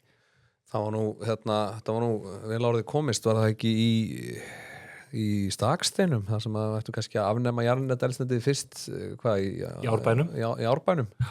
Er þetta ekki sami brandari og með Davíð Oddsson þegar kvennalistinn vildi lýsa Reykjavík frá kjarnorkuvopnum ekki Reykjavík að kjarnorkuvopna lausir í borg og voru ekki hann alltaf tóka sér bara nokkuð vel menn heldur hann myndi taka þessu illa og einhvern veginn fetta upp á sig en hann mætti það í pontu og sagði mér líst afar vel á svo hugmynd ég held að það sé rétt að taka þetta í ákveðnum skrefum og þetta er rétt að við byrjum á því að lýsa Árbæjar hverfið kjarnorkuvopnalaust og þetta tekst vel já, og þar með var þessi umræða bara búin já Nei, ég var að koma inn á þetta mér fannst þetta mjög undarleg allt saman og líka bara þess að 2 mánuðir kosningar er þetta eitthvað þegar fórkarsatriði í dag? Það er svo margt sem að þau eru að gera sem að mér finnst þetta nú áhugavert þarna í viðtalum daginn sem ég held að við komið inn á þar sem var verið að ræða ég held að það hefur verið í Silfrinu stöðuna í leikskólamálum og staðan í borginni þetta skelfileg þar og allt í ólestri í raun og þá þvertók hún fyrir það hún Heiða Björg og svo neynir þetta bara gengur allt mjög vel og við vorum með þess að opna svansvottaðan leikskóla Já. Fyllum Þetta var þetta fyrir nokkru vikum, já. eins og að það sé huggun fyrir foreldrarna sem að sitja heima og fá ekki pláss fyrir börnin sín og að missa vinnun út af því og ég finnst þetta svona svipuð fyrring eða fyrirlitning gagvart fólki í erfiðum aðstæðum eins og Kristrún Frostadóttir sýnir núna þegar atvinnuleysi er farið að mælast sko yfir 7%. Er þessi tekjumir sem svansvottaði líka? Já, þú allavega, það er kolefnissporið þitt minkar þegar þú hefur ekki efni á að gera neitt, sko. Þú er ekki að hljóta útlata, þú selur bíliðin og það er allt í voli. En sko þá segir Kristrún Frostadóttir, þetta er nú ekki mikið atvinnuleysi í alþjóðlegu samanburði. Þetta eru 7,3%. Þeir sem eru atvinnulausir og vilja vinna og er ekki bara að leitast eftir að komast á einhverja bætur. Hvers konar harmur og ömurð er það að vakna á hverjum degi og fá ekki vinnu. Og við sjáum þetta í tölum Seðlabankans og við sjáum þetta af samtölum við fyrirtækjaeigendur að það eru núna sko fjöldi manna sem er að sækja hvert einasta starf sem losnar. Þannig að þetta er ekki eins og var hér fyrir örfáum missunum þar sem allir gátu fengi vinnu sem vildu. Núna er það bara þannig að fólk færa hann ekki. Já. Heldur betur. Það er bara hannig. En þessi yfirlýsing hefur auðvitað enga merkingu. Nei. Og þetta breytir engu. Mér fannst þetta bara... Þetta breytir nákvæmlega engu og þetta er bara... Afnám í alveg Þetta er svo kvöldu dygðaflöggun eða dygðaskreitinga, hvað þú skalla það, sko. Amper rafstöðarnar, ert þú ekki rafmaspíl? Jú, Já. Ég er búin að vera það síðan 2015. Já, Amper rafstöðarnar, þær eru að ríða sér til rúms. Mér finnst það flottar. Það eru það? Já. Það eru það, vissulega. Ég sé að Rósa Guðmundsdóttir þingmaður, hún er greinilega með góða hlæslu. Hún var að leggja til að leggja niður fjölmiðlanefnd. Í þessari upptalningu minna áðan, það sem ég nefndi 2 þingmenn Sjálfstæðisflokksins sem var í staðið sér vel, þá hefði ég náttúrulega átt að nefna Rósu líka. Það var alveg til að Rósu og Diljá með þetta. Já, Diljá, en Rósa og Diljá, það er ná einhvern veginn í gegn, sko, er að segja skynsamlega hluti og þetta er bara mjög sterkt hjá Rósu og eins og segir þetta í fréttinni, þetta var ágætis undirtektir hann í þinginu, eða ekki? Heyrðist manni? Jú. Og svo er þetta líka aðtektsverða punktu hjá henni, sko, að getur fjölmiðlanefnd verið að skipta sér að því hvað birtist á Spotify? Já, það er...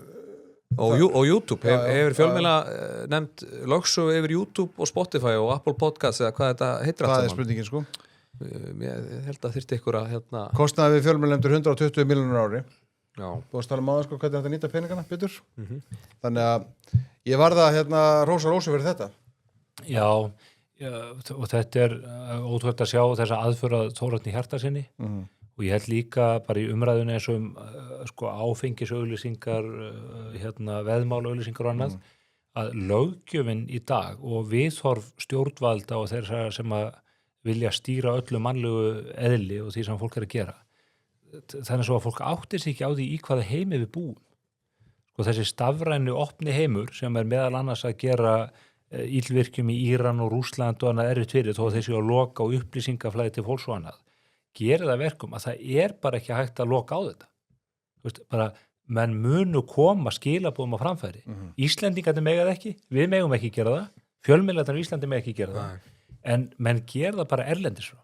Og þar með auðvitað skekkist samkeppnisstaða Íslendinga gagnvart þeim sem að búa við víðara og svona almennar regluverk.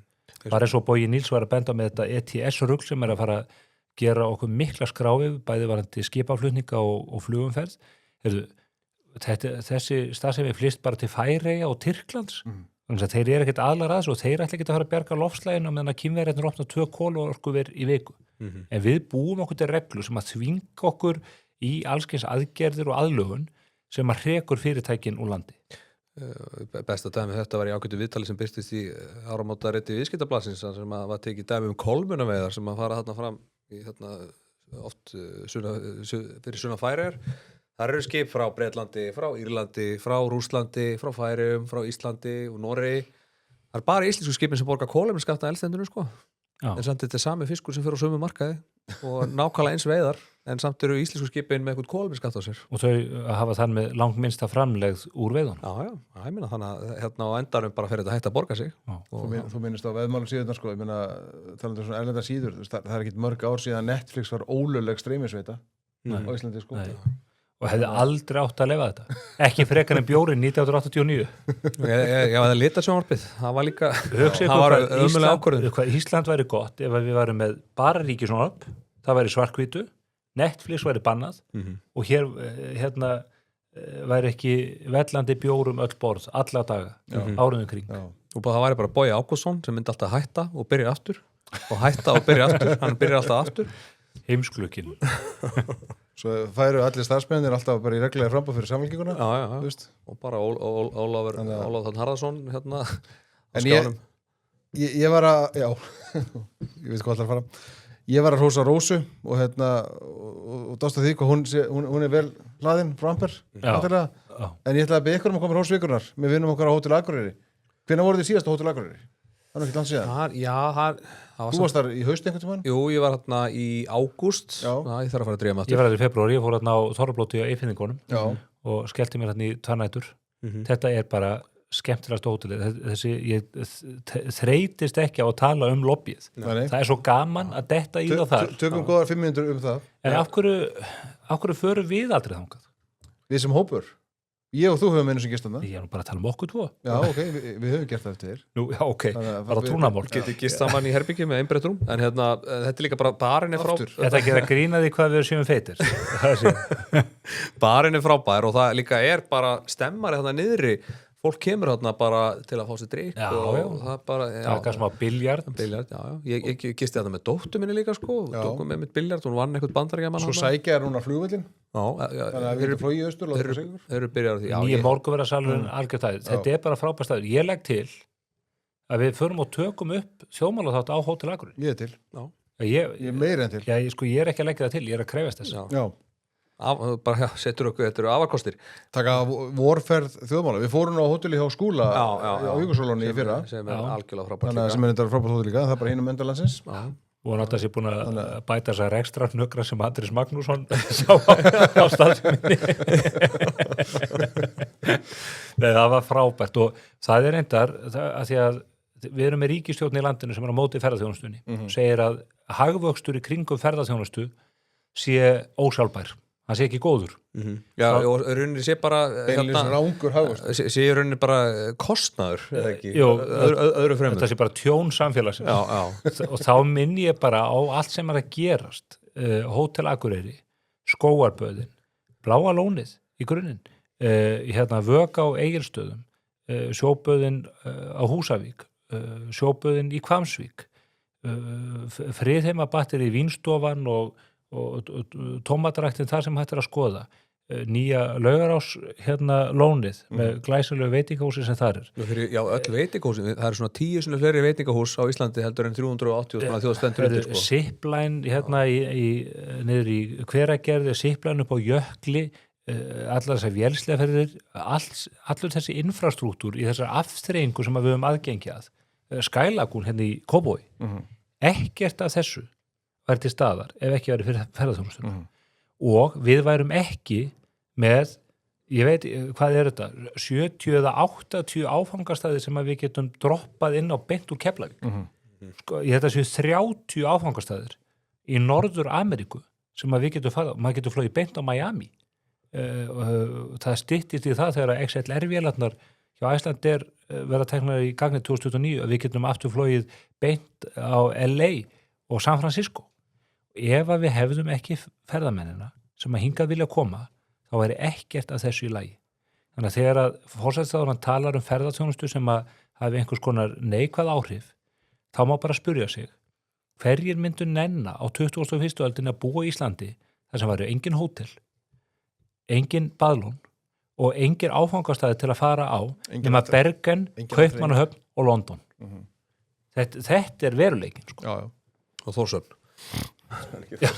og Núk já. Er þetta hrósvikunar frá þér, ferðaþjónustan? Nei Þetta var bara en ég ætla bara að nefna aftur það sem að familjan á Hótel Akureyri er að gera þetta og ég reyndar alltaf að heyra frá fleira og fleira fólki sem að eru uppgötu og fólk heldur að sé bara Keo Icelandair hótelið eða Berjaya hótelið þetta er perlan á Akureyri Þetta er 10 sem er betra en fúkalíktin á Kea sko Já, þú ert nú reyndar talsað snegra að svo úr þér fúkalíktin úr hárinu en ég sko það er svo þund það er ekki mikið eftir að þessu Gísli, þú kannast ekki auðvitað vandamál en hrósvíkunar fær Oddur Ingimarsson, geðlæknir og viðskiptafræðingur sem að skrifa þessar greinar í Moggan almannatryggingakerfi og víxlverkum við lífeyrissjóðina. Það ótrúlegt að maður sem bara lektor við Háskóla Íslands í þessari mikilvægu sérgrein sem kennt hér í Íslandi geðlækningar, maður sem verið í lífeyrissjóðakerfinu, leggi sig út í þetta að benda þjóðinni og stjórnvöldum á það hvers konar feigðarflan þetta kerfi Þetta bæði flókið og erfitt og hann fær ekki nema skít og skammir frá fólki sem heldur að segja ráðast og öryrkja og eitthvað svoleiðis. Ég að fá með holskeplu, símtal og tölvupósta frá öryrkjum sem að halda að þetta sé árás á þá sem slíka. Hann tekur fram í upphafi viðtalsins að þetta lúti ekki að örorku kerfinu sem slíku og mikilvægi þess að það sé sterkt. Það bara verið að benda á það að við erum með tvöfalt kerfi sem að gera það verkum á stundum hefur fólk hagað því að fara ekki aftur að vinna þó það geti það. Og þetta svo virðingavert að ég eiginlega get ekki undirstrykað hversu mikið hrós þessi maður á skilið. Og ég legg það til að Þórður taki sitt hrós líka undir Odd Ingimarsson. Já, ég alveg tilbúin til þess Sleppi sínu hrósi. Já, ég get alveg hans hrósi alltaf svona aðeins flottur heldur en mitt því að það er auðvitað að toppa þetta, ég er algjörlega sammála hverju orði Ég var nú að lesa fréttum það áðan að í aðdraganda þess að æstiklerkurinn var tekin út þarna í Íran á dögunum. Þá vorum við búin að fylgjast með ferðum hans í 20 ár og og komnir með bara mannskap í staffi hjá honum og búin að hakka sig inn á einhverjar eftirlitsmyndavélar umferðarmyndavélar í Teheran. Þannig að ég ætlaði bara Rósvíkurinn átti bara að fara til Mossad alveg bara þræl vel gert við síðustu dag. Ég er bara alltaf til að rósa Mossad. Ég ætlaði að rósa Mossad þessa vikuna. Ég veit þér að hlusta. Já, við vitum það bara. Þeir eru sannlega búin að heyra þáttinn bara áður en við tókum hann upp Þeir voru líka þessi góðir þetta hefur verið vandamál í Íran hvað Ísraelarnir hafa haft sterka stöðu og eitt af því sem gerir það verkum að Ísraelarnir hafa svona sterka stöðu að úr Arabaríkjónum á síðustu áratugum hafa þurft gyðingar sem að bjuggu eru arabískir gyðingar þeir hafa allir verið reknir frá þessum Arabaríkjum og til Ísrael þannig að þeir eru komnir inn í Ísrael eru útlítandi eins og arabar, tala arabísku eða farsi í þessu tilviki og þeir eiga mjög auðvelt með að dyljast og fara inn í þessi samfélög og stunda njósnastarfsemi. Þannig að þessi gríðarlega harka gagnvart gyðingunum hefur komið Írönunum og arapunum í koll. Og besta dæmi var að Ahmadinejad, forseti sem var einn af þess að var tekin út þarna í stórhríðin á laugardaginn, hann lýsti því yfir fyrir, þetta seint á síðast ári að Íranirnir, þeir hefðu sett upp sérstakt unit, eða sérstaka sérsveit, sem átt að pinpointið að finna þessa helvítis Mossadliða sem voru að fylgjast með þeim inn í Íran. Og þetta settu, ég þetta verið 100 manna sveit og hafði það eina verkefni elta þessa menn. Uppræta Mossad í Íran. Svo er þessi deild búin að vera starfrækt í nokkur ár og gengur bara mjög illa. Þá bara kemst það upp að lokum að yfirmaður sveitarinnar var í raun Mossadliði og 20 samstarfsmennars 20 að þessum 80 Þannig að, þú veist, Íranirnir þeir eiga bara ekki breyk gagnvart Ísraelum og ég minni á þættina The Spy á Netflix ólöglugu streymisveitur Netflix sem að Sacha Baron Cohen leikur Eli Cohen Elijah Cohen sem að var njósnari í kringu 1965 Ísrael og hans á þess að ég vilji segja mikið að þá hann sendur inn í Sýrland til þess að afla upplýsinga. Kemst þetta til æstu metorða? Já, hann verður aðstoðar varnarmálaráðherra Sýrlands og þetta er samsögulegt og þeir eru frændur. Hann er í raun og veru blóðskyldur og ég hvet fólk til að horfa á þess að þætti. Þeir eru algjörlega geggjaðir. Mjög góðir. Já. Tek undir það. Já. Þannig að, já, hrósi getur, það fyrir allar áttir. Já, við skjóðum í allar áttir. Ég ætlaði að gefa ykkur harfiskætt í lokinni, en þú varst náttúrulega bara opna pókan áður en að... Ég var að koma á æfingu þess vegna ég er svona sveittur fyrir það sem er að horfa á þetta. Sveittur og þvalur hérna í þettinum. Þessi póki hérna er 200 grömm. Ef ég borða hann allan, þá innbyrði ég 168 grömm af próteini og mér er sagt að ég þurfa að innbyrða 200 grömm af prótein á dag. Þannig að þá vantar mig ekki nema, hvað? 167, já, 33 32 167 Það getur ekki verið á 8 tölu ef ég er að 200 grömmum. Sjáum hérna fjármálaráðuneytið aðstæður. Er þú hagfræðingur en ég? Svo eru skattarnir ákveðnir. Já. Ja, sko, það var nú flott ef að Keir Starmer og Macron var að bora harfisk, þeir verður nú kannski aðeins harðari á sér þá. Ég er að heyra það með Frakklanda, sko, þeirra fyrstu viðbröð í þessum átökum í Íran, þeir eru búin að lýsa yfir fullri uppgjöf. Ætla ekki að blanda sig frekar í þetta. Nei. Það er rétt í lokin. Ég fór á Kringlukrána í vikunni eins og ég gerir nú yfirleitt og sagði mönnum að þið verða að koma og ég verði að bjóða gestum Kringlukránar að senda spurningar til viðmælanda vikunar. Okay. Og það komu nokkrar góða spurningar sem ég ætla að bera undir ykkur. Sumar til ykkar beggja, svo allir gangur því. Ein spurningi var nú reyndar, svolítið skemmtileg. Fóruð þið í sumarbúðir sem ungir strákar? Já, vatnaskó. Já. Vatnaskó. Alveg 3 sumar. Svo sem spurði þessu, hann var að minna á það að það er búið að opna fyrir á sumarfjör.is. Varst þú ekki Vindárslíð? Varst ekki fyrir aðgerðina? Alltaf gott að koma í vatnaskó. Já, æðislegt að vera þar og á frábæra minninga þann. Já, mjög góða eins og svo margir aðrir, 20.000 Íslendinga eiga minninga þaðan og öðrum sömbúðum. Þannig að þetta vatninu, sko, ekkert mann settist ég upp í árabátan á svona 2 félögum, hafði svo sem aldrei prófað þetta að róa en komst eitthvað svona aðeins áfram og hugsaði bara, já, ok, ég kann að róa núna. Svo hvest eitthvað og ég fauk alveg, okkur rak akkurat hinum megin og gátum ekki róðu tilbaka, þannig að þetta var mikið panikk. Nokkuð að bjargað. Já. Þetta voru svona Það strákur. vatnaskóður bjargar bæði sko líkama og sál.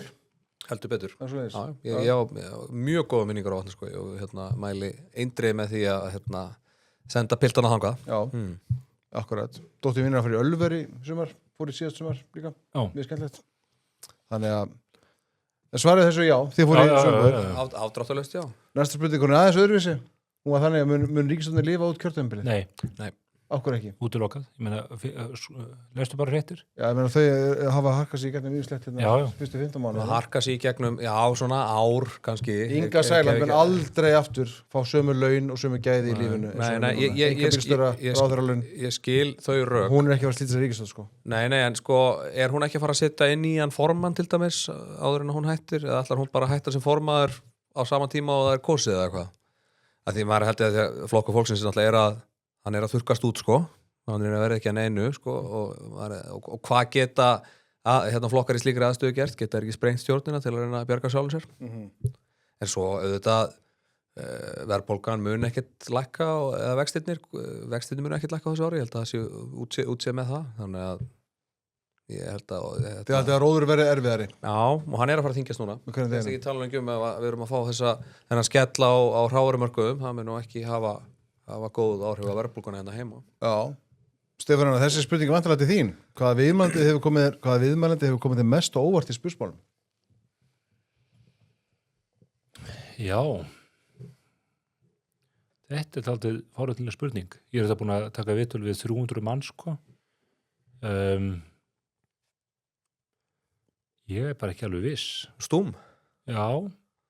Það er bara þannig. Það er nú ekki ástæð að það gerist. Nei, þeir eru nú nokkri, sko, sem að Er það ekki Þórður Snær Júlíusson? Nei, ég held að það var nú verið frekar fyrir síð og einfalt mál. En svo Sólveig Anna, þú veist, kom hún á óvart eða svona, þú veist, var þetta Nei, en það kom mér á óvart hvað það hefur verið ánægilegt að sko fá hann í þáttinn. Hún bara kom oftar en einu sinni. Já, hún kemur þegar hún er kölluð og við eigum bara hispurslegu samtal og þetta er alltaf neitt vandamál. Þetta er samtal og við erum ekki sammála og það er bara allt í lagi. Það er bara hreint og hún svarar bara fullu afli og ég ger það líka. Nei, ég verði að svara þessi næsta þetta. Þetta var að hugsa þetta. Ef við eitthvað inni? Já. Síðan kom þetta mjög ómáleitunar spurning sem að ég ætla að kasta fram en ég skammaði viðkomandi sem spurði. Er þetta til mín sem þetta segja? Nei, það kom sko, er það satt að Sigurðsnóttur hafi hvorki heimsótt Eskju nýja uppsjávarskipin á ferðsynum Eskju fyrir þar síðustu helgi? Já, við veitum alveg hvað þessi spurning er. Við erum náttúrulega búnir að sko fara yfir mikilvæg þess hvað það skiptir sveitarfélagi miklu máli og samfélagi allt. Við fórum í æðislega náttúruböð. Ég segi bara, þeir eru með eitthvað derring austurningarnir. Koma þeir í heimsóttin mín upp í Mogga þegar þeir komið í bæinn.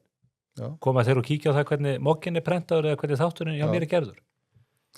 þeir ættu nú bara aðeins að róa sig. En sko sessunautur þess að mann spurði bara hvenær komið þið aftur austur þegar var svo ánægður Já, ok. Það verður bara þessu árækti manna það ekki? Já, en við reyndar, Við erum að það er biðlisti. Það er beilis, sko, við erum að stilla upp prógrami, við skuldum alltaf Vestmannaeyjar já, og Ísafjörð og svo við ætlum að hafa líka Patreksfjörð. Það er hérna Patreksfjörður, Ísafjörður, Vestmannaeyjar og það er auðvitað Hótel Akureyri. Já. Þannig að það er stíft prógram framöndan. Já. Svo er spurning sem var væntanlega beinist í Þórðar. Hver er vastaðan í Þórisvatni núna? Hvað er hún ekki, svona 576 metrar eitthvað leiðis? Já, það er hann. Já, ég held Það að. með þetta hreinu. Já, maður sjá. Já, fá búlistrákan til að flettis upp. Já, kíkjum á það. Þeir eru fljótir að þessu. 576. Ertu með að beinstífa niður þessu? Ég kíkja á þetta, þess að maður vaknar á mótana fyrir sturtu og gerir kaffi og kíkjur á vassaðina. Ég krefst þess að landsvirkjun að þeir endurnefni þetta Þórðarvatn. Já, það eru bara sjálfsögðu eðlilega krafa að þeir gera það. Síðan var eitt sem spurði á Þórður í alvöru ameríska bensináka eða er þetta svartur húmor? Ég á í alvörunni, já, þetta er 5,7 litra mótor, 8 sílindra. Já. Sem að smartbílinn minn tekur í spinnu Já. á hvaða degi sem Já, það getur jafnvel þó að Þórður sé búin að hitta dekkin Það getur alveg verið að hann tappi spyrnu fyrir örbygjófnur mann Stefán en ég meina svona bílar eru náttúrulega, þetta er einn besta leiðin til að breyta bensinni í háaða og það er svona kannski svona, Það er verkefnið. Já, það er verkefnið. Það er svo liðið fyrir. Já. Hávaði, við förum út með miklum hávaða hér nú þessum þætti þjóðmála. Gaman að fá okkur þáttinn. Hvað að gera helgina? Gaman að fá að koma hingað. Já. Það er alltaf gaman að spjalla við ykkur félagur og þakka líka fólkinu sem að nennir að hlusta á þetta sem er þetta með hreinum ólíkindum. Ég ætla að fara á nettómótið í Njarðvík með strákana mína. Við ætlum að spila körfubolta alla helgina. Já. Ég ætla að taka upp spursmálaþátt í dag, föstudag. Já. Það er góða gesti. Þór Gunnarsson, Já. Stefán Gunnar Sveinsson, sagfræðing og blaðamann og Bjarnar Benediktsson, framkvæmdastjóri Samtaka atvinnulífsins og fyrrum formann Sjálfstæðisflokksins. Já, það verður áhort þetta. Já, ég vona það. Þannig að kíkir á Villabar þú fættir Keflavíkur. Vilsubarinn, mæstu? Já, við gerum það kannski. Ég ætlaði bara að taka upp eitt spursmál þátt með Stefáni í dag og svo er mér nú bóðið eitthvað matan alveg þetta og kannski fyrir... Hvar? Hvað segirðu? Hvar? Okkur ekki bóðið? Þetta er einhver ásátti bara. Já. En ætla að kíkja kannski þangað en ef ég nenni ekki þangað þá fer ég bara í sveitina. Þetta var nú bara svona kurteis spurning, sko. Þú eru ekki að gefa alla dagskrána, sko. Já, nei, ég skal bara gefa upp lifandi staðsetningu, sett linkin á þjóðmála Instagrami eða eitthvað. Herðu, all right. Ekki segja þetta gott í bili. Takk fyrir okkur. Góða helgi. Takk fyrir mig. Takk þeir sem hlustuðu og þeir sem horfðuð. Góða helgi.